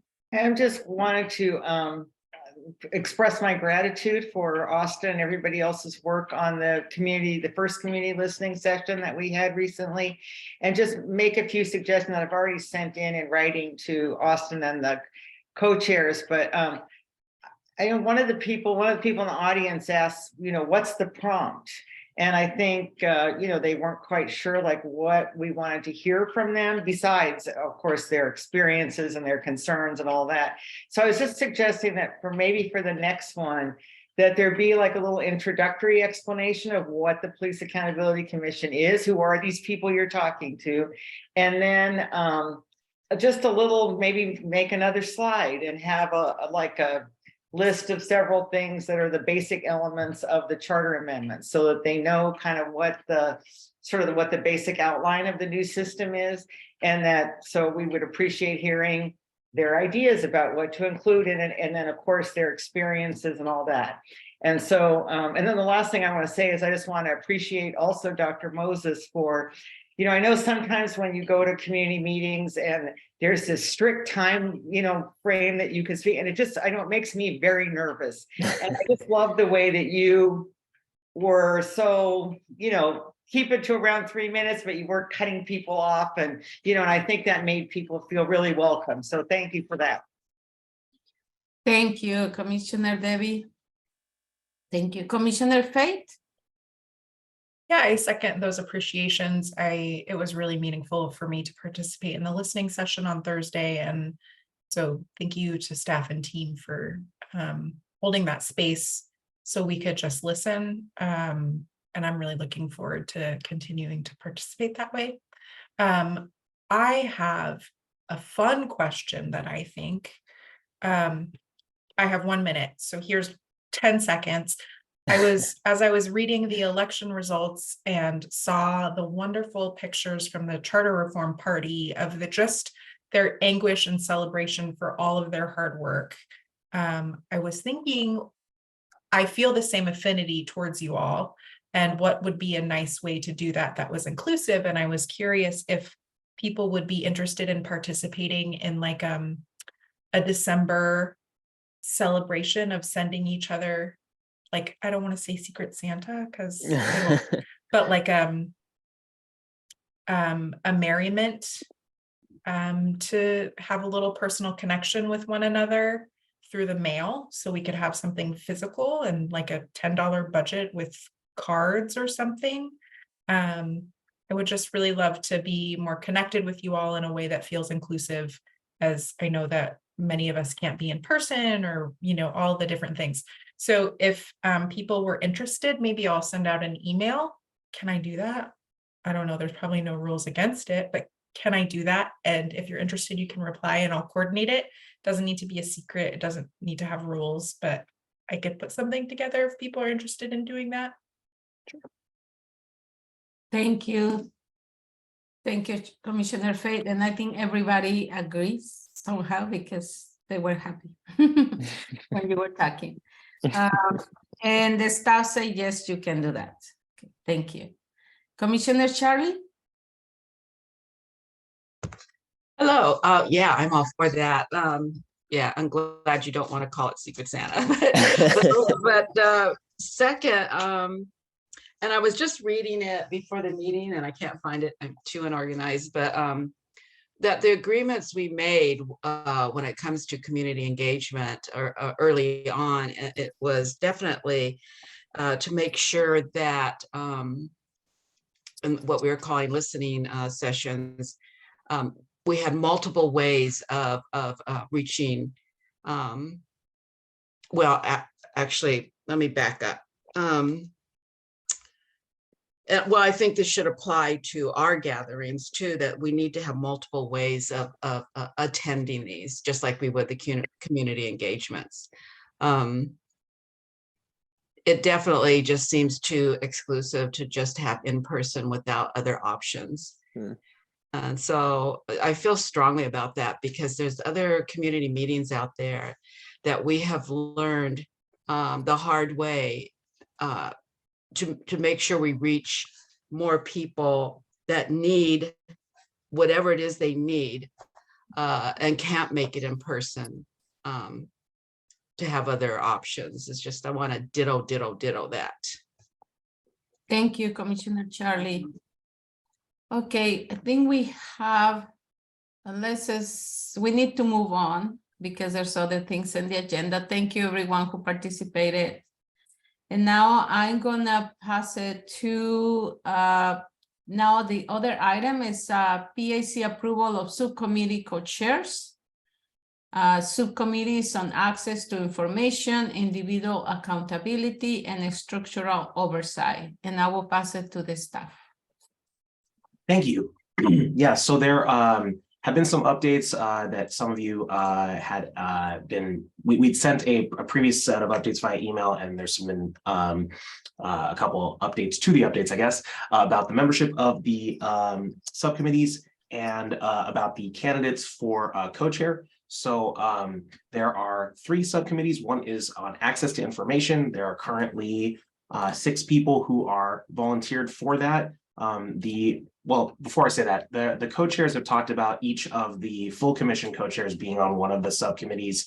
And so there's a little bit of ambiguity as to which person is on access to information versus which person is on individual accountability, but there will be one on each. And also Commissioner and co-chair Ajay is going to be on structural oversight. So that is, counting the person, but not being able to name them yet in those 2 cases. But there's going to be at least 6 people on the subcommittee on access to information. And there is currently 1 candidate for co-chair there. And we'll talk about if we'll have an opportunity for anyone else to volunteer in just a moment. But there's at least 4 people on the subcommittee on individual accountability, and there are 2 candidates for co-chair there. And finally, there are 4 people currently on the subcommittee on structural oversight, with another person who has expressed interest but hasn't yet fully committed. So hopefully that person will respond very soon and add a 5th. And there are 0 candidates at present for subcommittee co-chair there, but again, we'll have an opportunity to volunteer. Also, that's only counting 1 person, 1 subcommittee per person.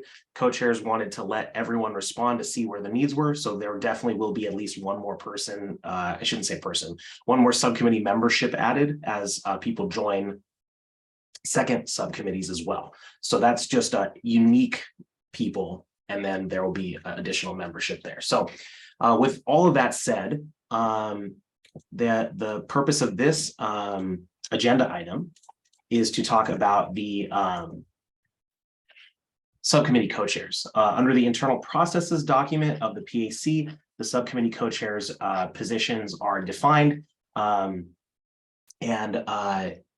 they're essentially a slightly streamlined, lesser level of work than the full commission co-chairs. The text of that will be put into the chat just now, and read that into the record in just a moment here. Sorry about that, did not send. And then after that, we'll go through each of the 3 subcommittees, ask if there are any changes to the candidate pool, and then the commission is allowed to approve subcommittee co-chairs. So while I'm getting that pasted in, if any of the folks who have been a subcommittee co-chair, maybe 1 or 2 folks might want to speak to that experience, that might be helpful for the full commission to understand the work, and possibly for those who haven't yet done it, if they are interested in learning more, can potentially make a decision to jump on it. Are any of the former subcommittee co-chairs folks who might want to add anything on this?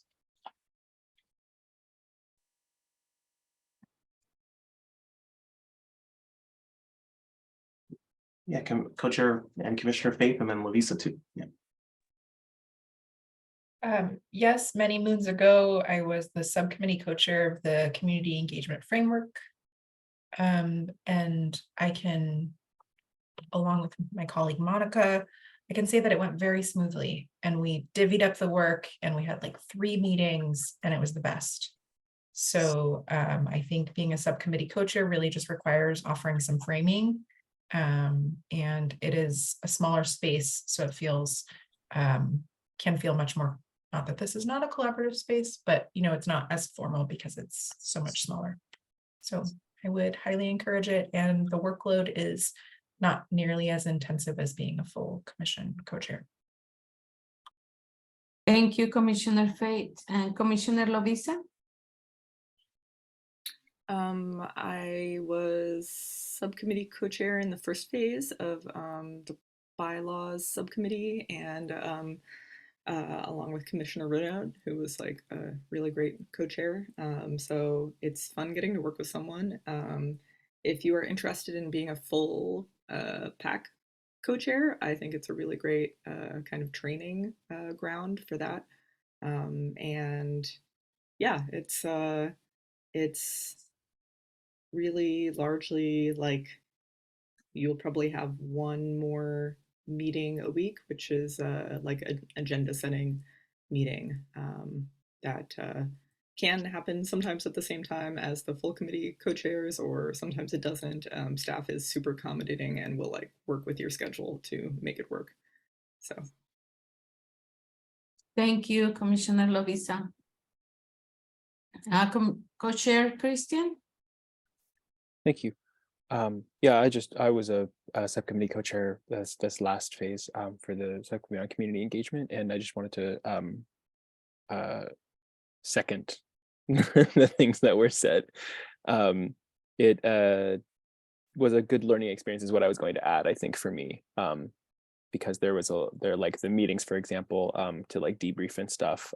That's something that not all of us go to, but all of us could if all of us were subcommittee co-chairs or full commission co-chairs at some point. I think it's good to learn a little bit more about that process as time goes on. It gave some good context to how things are scheduled out. Some things that the staff would sometimes talk to you about, how scheduling out the future meetings and whatnot. Yeah. Anyway, it was just a good experience to learn more about how everything gets put in place. Thank you. Thank you, Co-chair Christian. Thank you. Yeah, and thank you to all three of the co-chairs for speaking to that. So starting with the subcommittee on individual accountability, there are 4 members right now, and this, members can add or drop at any time. So just wanted to flag that, but wanted to note that Charlie, Dan, Catherine, and either Christian or Tirsa, and then we'll be adding, Debbie has also volunteered to join that as a second subcommittee, when that'll probably happen as soon as the co-chairs kind of sign off on that. And so there are 2 candidates for co-chair at present, Charlie and Dan. At this point, it would be within the realm of possibility for anyone to make a proposal for a approval of any members of the commission as co-chairs of that subcommittee. I will call on Commissioner Fate. I would wholeheartedly endorse Commissioner Handelman and Commissioner Michelle Wesley to be co-chairs of the subcommittee on, I don't remember which one it was, but thank you so much for your volunteering. Is there any strong opposition to approving Commissioners Dan and Charlie as co-chairs of the Subcommittee on Individual Accountability? Is there general agreement to that approval? Okay, congratulations to you both for being selected as co-chairs. The next subcommittee to discuss is the subcommittee on access to information. And sorry, yeah, lost my notes here for a second. So for that one, there are 6 members as well. As noting the same note about one co-chair, one full commission co-chair yet to be determined between Tirsa and Christian there. There's also Angie, May, Monica, Obi, and CMOB. And there is another member beyond who I'm about to mention who's interested in being a co-chair, but they also have not committed to being it yet. So I was hoping that that might have happened before this meeting, but that hasn't happened. So at present, there is a single candidate for one of the 2 co-chair positions, and that is Obi, who also reached out, and when reaching out and mentioning that he couldn't make today's meeting, also mentioned that. In the past, when we've had one candidate, that is something that can be either approved at present or can be left till a future meeting. Those are both options, but there would be, again, well within the realm of possibility to approve one person for now, or if there are any others who might want to put their hat in as well. And you can see the membership just for reference there too.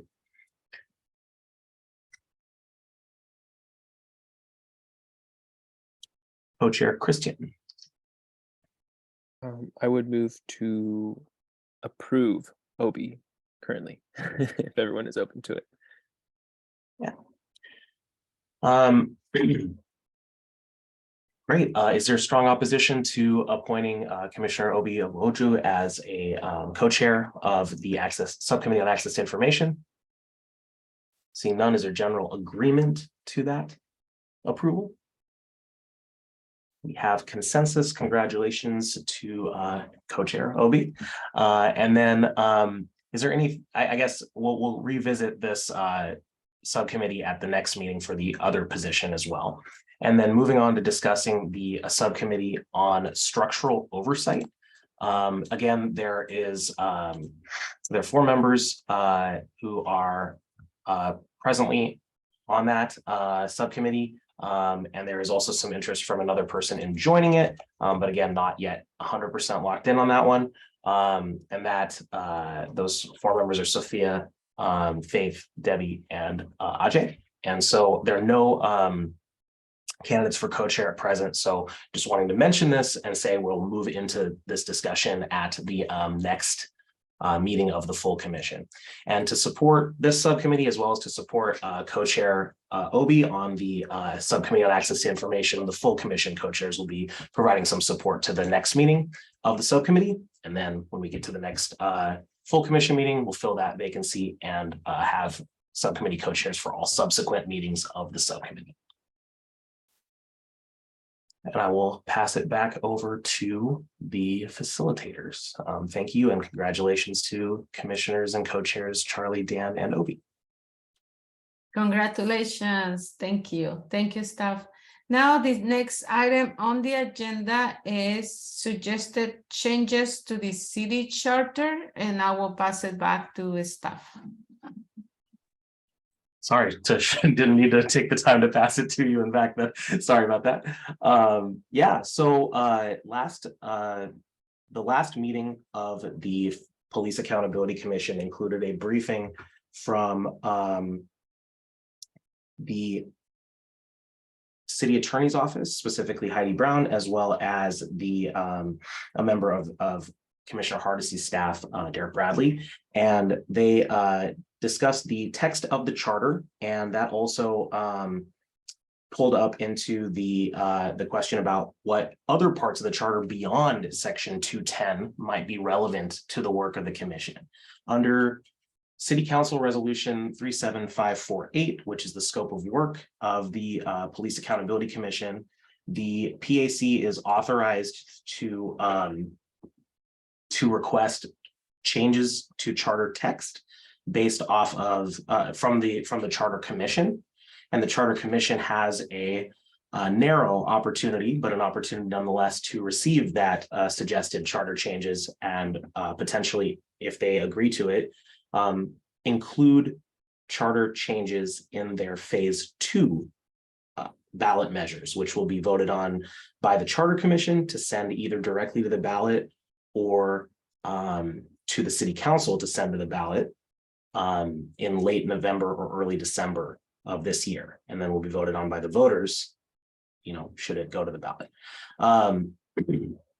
So as part of doing that process of evaluating, we sent out an email with other portions of the charter that came up, talked to co-chairs, asked for feedback on it, and got essentially 2 parts of the charter which might need to change relative. Let me back up. That may be worth considering changing. And so as part of that, they relate to the ability of the Community Police Oversight Board to potentially be involved in either the hiring or firing or both of the position of Chief of Police. A draft letter was circulated. Thank you to the members that gave feedback on it. It was very, very helpful. In particular, Commissioner Debbie for clarifying what Oakland's policy and practice actually is, because part of the reason this came up is that the commission voted to recognize as a best practice from another jurisdiction, Oakland's ability to be involved in this process. And also to Commissioner Catherine, who provided additional research with relation to Chicago's ability to be involved in that, just for context. So, and so that draft letter was circulated, it's been updated, and the reason it's been updated is because the text that would be changing hypothetically has itself been changed by the voters 2 days ago. So now there's a couple little tweaks to the text that might be coming from or that might be changing. And so I'm just going to share the changes so you can see, and in just a moment here. But the broad strokes of it is, if the commission would like to be able to have the Community Police Oversight Board be involved in the hiring or firing of the police chief, that would need a amendment to the charter to change the text to allow for that.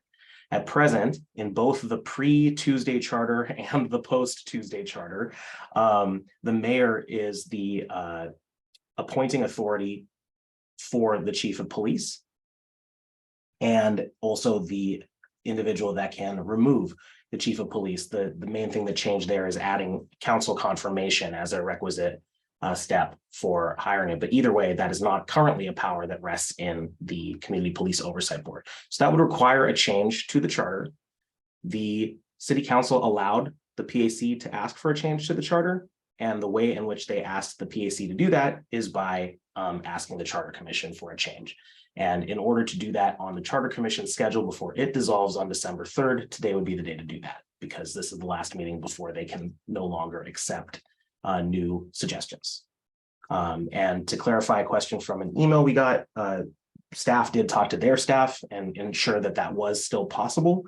Of course, it's not guaranteed. The Charter Commission could choose to take any advice or not and include it or not, but they are able to receive it as long as it's received in the next 17 days. And there are no full commission meetings scheduled in the next 17 days.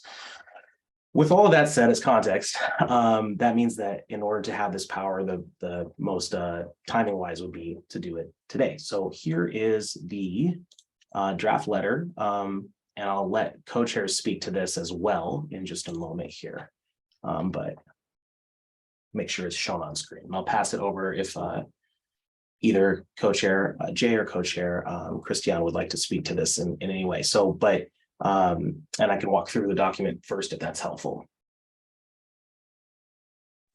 Yeah, I think that would be helpful to walk through it first.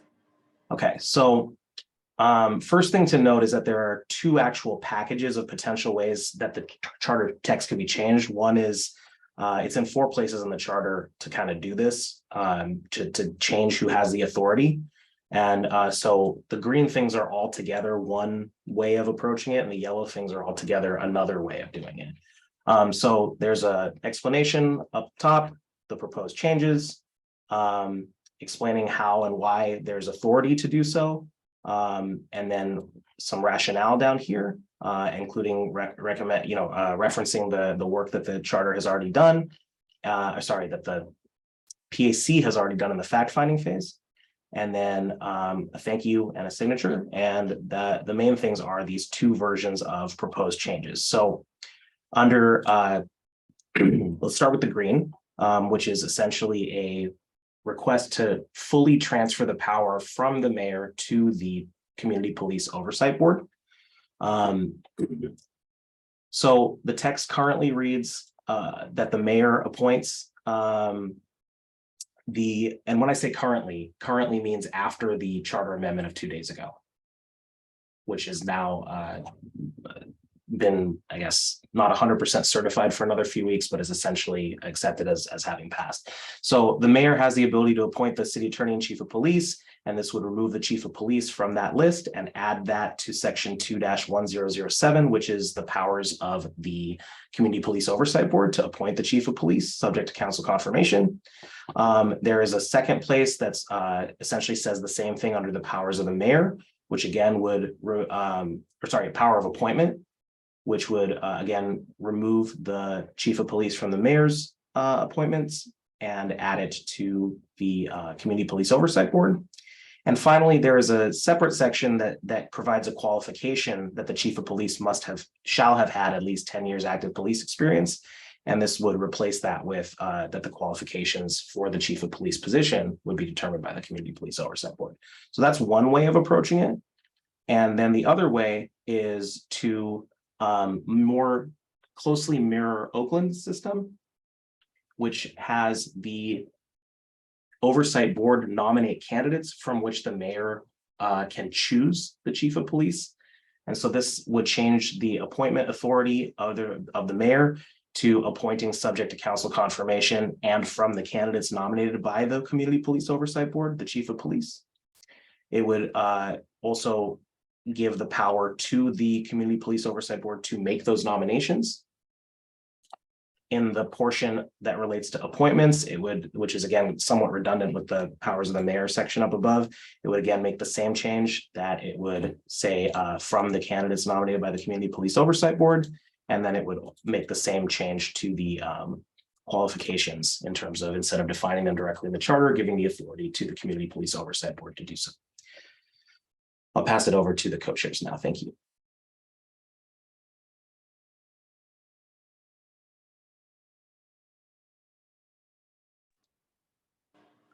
All right.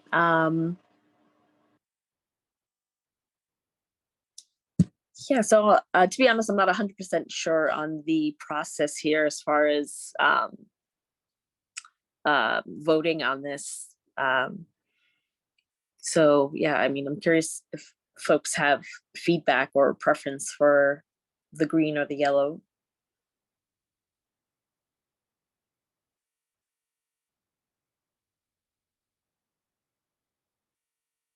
Yeah, to my understanding, that's essentially what is being proposed is which one. Well, I guess, first of all, does this change feel like something that is of interest to everyone on the commission before we actually vote on like yes or no? Because it may not even be something people want to pursue. Yeah, I'll posit that question if that makes sense. Thank you, Co-Chair Christian. And yeah, this can be open to the discussion first before voting. And I will pass it to Commissioner Catherine. You are on mute. I'm so sorry. Thank you. I want to preface my comments by saying that I personally believe that this power should be one that is vested in the Oversight Commission, but it feels a little funny to me to be proposing this change before we've provided the framework for for how this power would be held and exercised. It's, my research into other jurisdictions suggested that this was among the most controversial reforms that could be proposed. It's a significant power in Chicago, for example, where they ultimately did create a board that has this power. The mayor, Lightfoot, was originally on that task force and supported it. Then when she became mayor, she opposed it. And it's not a small thing. I think I worry about whether it's premature to propose, with certainty that this power will shift. I wondered if there is a way to leave it more open in the charter so that depending on the proposal that we, I don't have language around it, but I guess I had thought that we might want to do something that would, assuming we construct a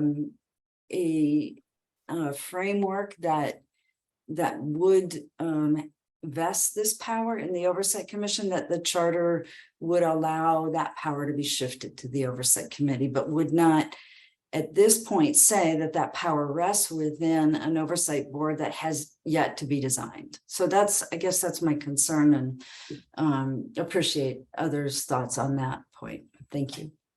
Thank you, Commissioner Catherine. Commissioner Debbie? So I'm a little worried about the fact that we're considering this decision like in 20 minutes. I mean, I realize the co-chairs and staff spent some time on it, but charter amendment's kind of a big deal. It's going to go to voters. It's going to be a target for who knows what there'll be a campaign and everything. And my understanding was that the Charter Commission recommended anything at this point, it wouldn't be on until 2024. But then believe me, I do not know for sure. So I don't know. I just feel like I don't feel like I know enough at this point. I'm with Commissioner McDowell, though I really like the idea of personally of giving the oversight board of a really significant role in hiring the police chief and or firing them. But I would like to have more time to think about how best to recommend doing that. Thank you, Commissioner Debbie. Co-Chair Aji? Yeah, I think, and staff, correct me if I'm wrong. I mean, the problem is that if we don't change it and we do want to see the community oversight board in place and like doing this kind of role, it won't be possible because in the charter it will say that the mayor does this, you know, and then city code can provide more specificities around like how the community oversight board will actually do the thing. But the change in the charter is just saying that they can. And again, staff, like if you have, I think, you know, obviously you're much more informed about this than I, so feel free to correct me about that. Thank you.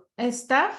Yeah, thank you for that. And there are three quick things on this. One, yeah, the city code cannot contradict the charter. So if the charter were to say, you know, the mayor appoints subject to council confirmation, the city attorney and chief of police, the mayor may remove the city attorney and chief of police, that the appointment authority is essentially a unique and exclusive one, is how the city attorney's office has advised on how that's currently written. And so it wouldn't be possible to say in city code unless the change was to say appointment of, and this is moving to the second point to Commissioner McDowell's question, that the only way to do what you're describing directly now would be to say something to the effect of that city code will specify how the chief of police is hired and potentially removed from the position, which does not, that would be the only bureau head in the city charter that would be defined that way in that hypothetical.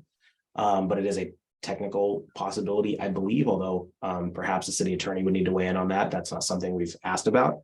And then the third thing is, it is, you know, it is not, just to clarify to co-chair Jay's point, that it would require a charter change. And as Commissioner Debbie mentioned, that is something that's going to go to voters. I'm not 100% sure off the top of my head whether it's in 2023 or 2024, but it goes from the Charter Commission to, if the Charter Commission has a certain number of votes in favor of it, a higher threshold means it goes straight to the ballot. A lower threshold means it goes to the city council, who can then choose to send it to the ballot. Either way, it eventually ends up, if approved, on the ballot and the voters vote on it. Another thing could be added to that at a later point, but the city council did specifically task the PAC with asking for charter changes through the method of asking the Charter Commission. And that's in the optional duties of the commission under resolution 37548, which I'll drop a link in the chat. Thank you. Thank you. Commissioner Dan? Hi. So one of the things that we discovered in the research phase is that there are some of these oversight bodies that either are both a commission that runs the police department and also has an oversight function, or that there are two separate bodies, and sometimes the commission oversees the oversight board. What is described in the current charter that got passed by the voters is a oversight body, not a commission that runs the police bureau itself. So I feel like we're doing what Commissioner Hardesty talked about by engaging in mission creep. I mean, if it's something that we come up with that we want to add later, I don't think it's against our our own charter, such as it is, to ask the city council to put something on the ballot. My understanding is it would come up on the ballot in May, which means a month before we finish deciding what the rest of the board is going to do, and it just seems like a distraction. I also am brought to mind a former Black Panther whose name was Michael Zinzin, rest in power, and he said, you know, when you got a rickety old bus and you change the driver, you still got a rickety old bus. And you know, I like the idea of having some authority and input into who the chief is, but unless the whole structure is changed, then changing the chief isn't really going to change a lot. And I really want to point out two other things. One is that this board will already have the authority to fire the chief, because if the chief commits misconduct that they investigate, they can discipline up to firing. So that is already in the charter, the way it's written, if you think about it. And the other thing I think is really important is that the 82% of the public that had the thirst and excitement to put this board in place is not the same 82% that would be considering it now. That we have seen a pendulum swing against the Black Lives Matter movement. We've seen the loss, as somebody just mentioned, of Commissioner Hardesty losing her seat and being replaced by somebody who is not necessarily as strong on police accountability, but who has said that they support police accountability. And you know, we don't know that this would even pass, even if it got onto the charter, onto the ballot. So I think, and my last point before I cede the floor is that there are other parts of the charter that I'd like to see fixed as well. That our own charter amendment, I'd like to see that, you know, some other stuff fixed as well. But we never really had a serious discussion about this, and now we're at the last minute being told either we vote on it tonight or it's not going to happen. That does not make me feel comfortable at all. So my proposal is that we think about things we want to maybe change in the charter and put that as a list to City Council, who can also put things on the charter, on the ballot for changing the charter when we submit our city code to them at the end. Thank you. Thank you, Commissioner Dan. Staff? To clarify, thank you. Just to clarify, there's no current vote on the table or anything. It's just this was a document brought forward. We're not at the stage of any of that yet. Just wanted to mention specifically that this would have been something that would have been really great to have a lot longer time on. And I just want to fully acknowledge that. Unfortunately, the Charter Commission's timeline and the Police Accountability Commission's timelines don't perfectly align. And so that's just a fact. They dissolve on December 3rd. They've done a lot of work, obviously, and they're nearing the end of their time frame. So just wanted to kind of clarify that, and also to clarify that I'm not saying no, and I don't think anyone said that it will not happen unless. It's simply saying that the City Council requested that if there was a desired change to the charter text, that it would be through a proposed change in language to the Charter Review Commission, as and the text excerpt is in the chat. Thank you. Thank you. Then is there, some commissioners are requesting more time. Commissioner Jason said, my vote is not. No, what do you want to have further discussion or just having this for the next meeting, or what would you like to do?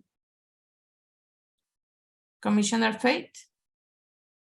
I know we're gonna get to the garden plot in a minute, but multiple folks have kind of chimed in on Commissioner Handelman's request to go through our charter.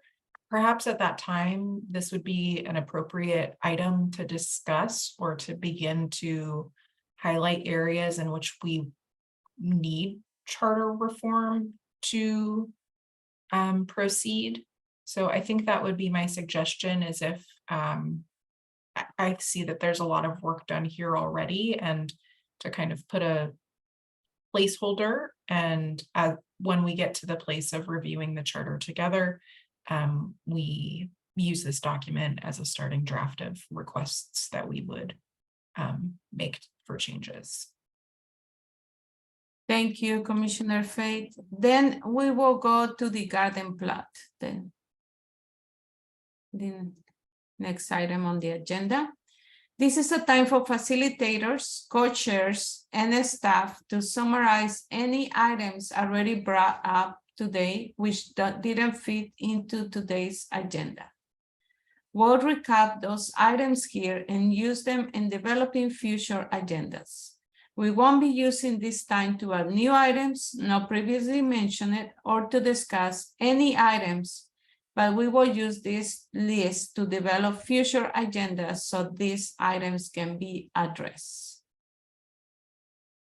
I will ask the co-chairs if they have anything for the garden plot.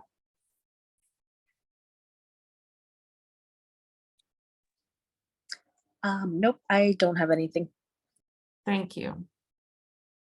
Just the thing that was just mentioned about moving the discussion on amendments to the charter to the future.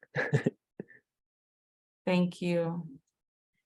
Dr. Moses? No? Just what's been mentioned in terms of reading throughout the charter, reading the entire charter. Thank you. Staff? Yeah. Nothing else. Thank you. Thank you. Then this meeting is Actually, before you, there's Yes. the conclusion wrap up. So just quickly on that, there's two things that are not part of the garden plot that staff need to say. So first, if we'll go to the community engagement side of things first, Austin, if you want to go. Hi, everyone. My name's Austin Foster. I use she, her pronouns. I'm the Community Engagement and Communications Coordinator for the PAC. I would like to just quickly let everybody know who's going to be watching this maybe in the next couple days on the recording that we are having a community listening session Thursday, the 17th from 6:30 to 8:30 p.m. It will be at the St. John's Community Center. And it'll be a good time. We'll have refreshments and light snacks for everybody. And so please come on down and join myself and some of the commissioners. We've got Commissioner Monica has said that she's going to be there. Commissioner Charlie has said that she's going to be there. And then I think Commissioner Jay was potentially thinking about joining us as well. And we will have the lovely Victoria facilitating conversation for us. So we would love to see you there on Thursday. And if you are interested, please go to our website where you can find more information and the link to the Eventbrite to RSVP. Thanks. Thanks. And then the other part of this is that we wanted to make sure that members of the public knew that the advanced public comment option is now expanded. So back in, we've talked about the community engagement framework quite a bit today, actually, and the subcommittee. So back in that conversation and the community engagement work session in April, there was a desire to have more than simply a web form to do it, and specifically postal mail was mentioned in order to be able to receive input from folks who may be limited to only that form of communication, including folks who are incarcerated, and also voicemail for folks who may have limited access to internet. That is something that we've been working on behind the scenes for as staff for a long time and got that figured out. So we're very happy to announce that in addition to the pre-existing web form to do that, members of the public are more than able to provide advanced public comment in two other ways. One of them is the voicemail line, and the other is the PO box. They're both shown on screen right now, but will be also posted on the website on the Get Involved page. We'll have other ways to reference this information later on. And again, for Thursday, basically it's 2 days in advance. It gets circulated to the relevant meeting, and Friday for Monday meetings, just to allow for transcription and translation to get done if it needs to be. So that's it for that item. And so pass it back to Victoria to close it out. Thank you. Thank you. Thank you to all the members who attended today's meeting and for your contributions today. Thank you also for the interpreters supporting access to meetings of the Police Accountability Commission and its subcommittees for all Portlanders. Finally, thank you to all members of the community for attending and contributing with you being here. And please submit advanced public comment prior to future meetings. If you are not already signed up for emails updates, please also sign up to receive updates for the PAC. The next meeting of the full commission expected to be final meeting. No, the full commission is scheduled for, sorry, I was reading this, but we already checked. It's December 8 or 15. Thank you. It is 9:13 and this meeting is adjourned.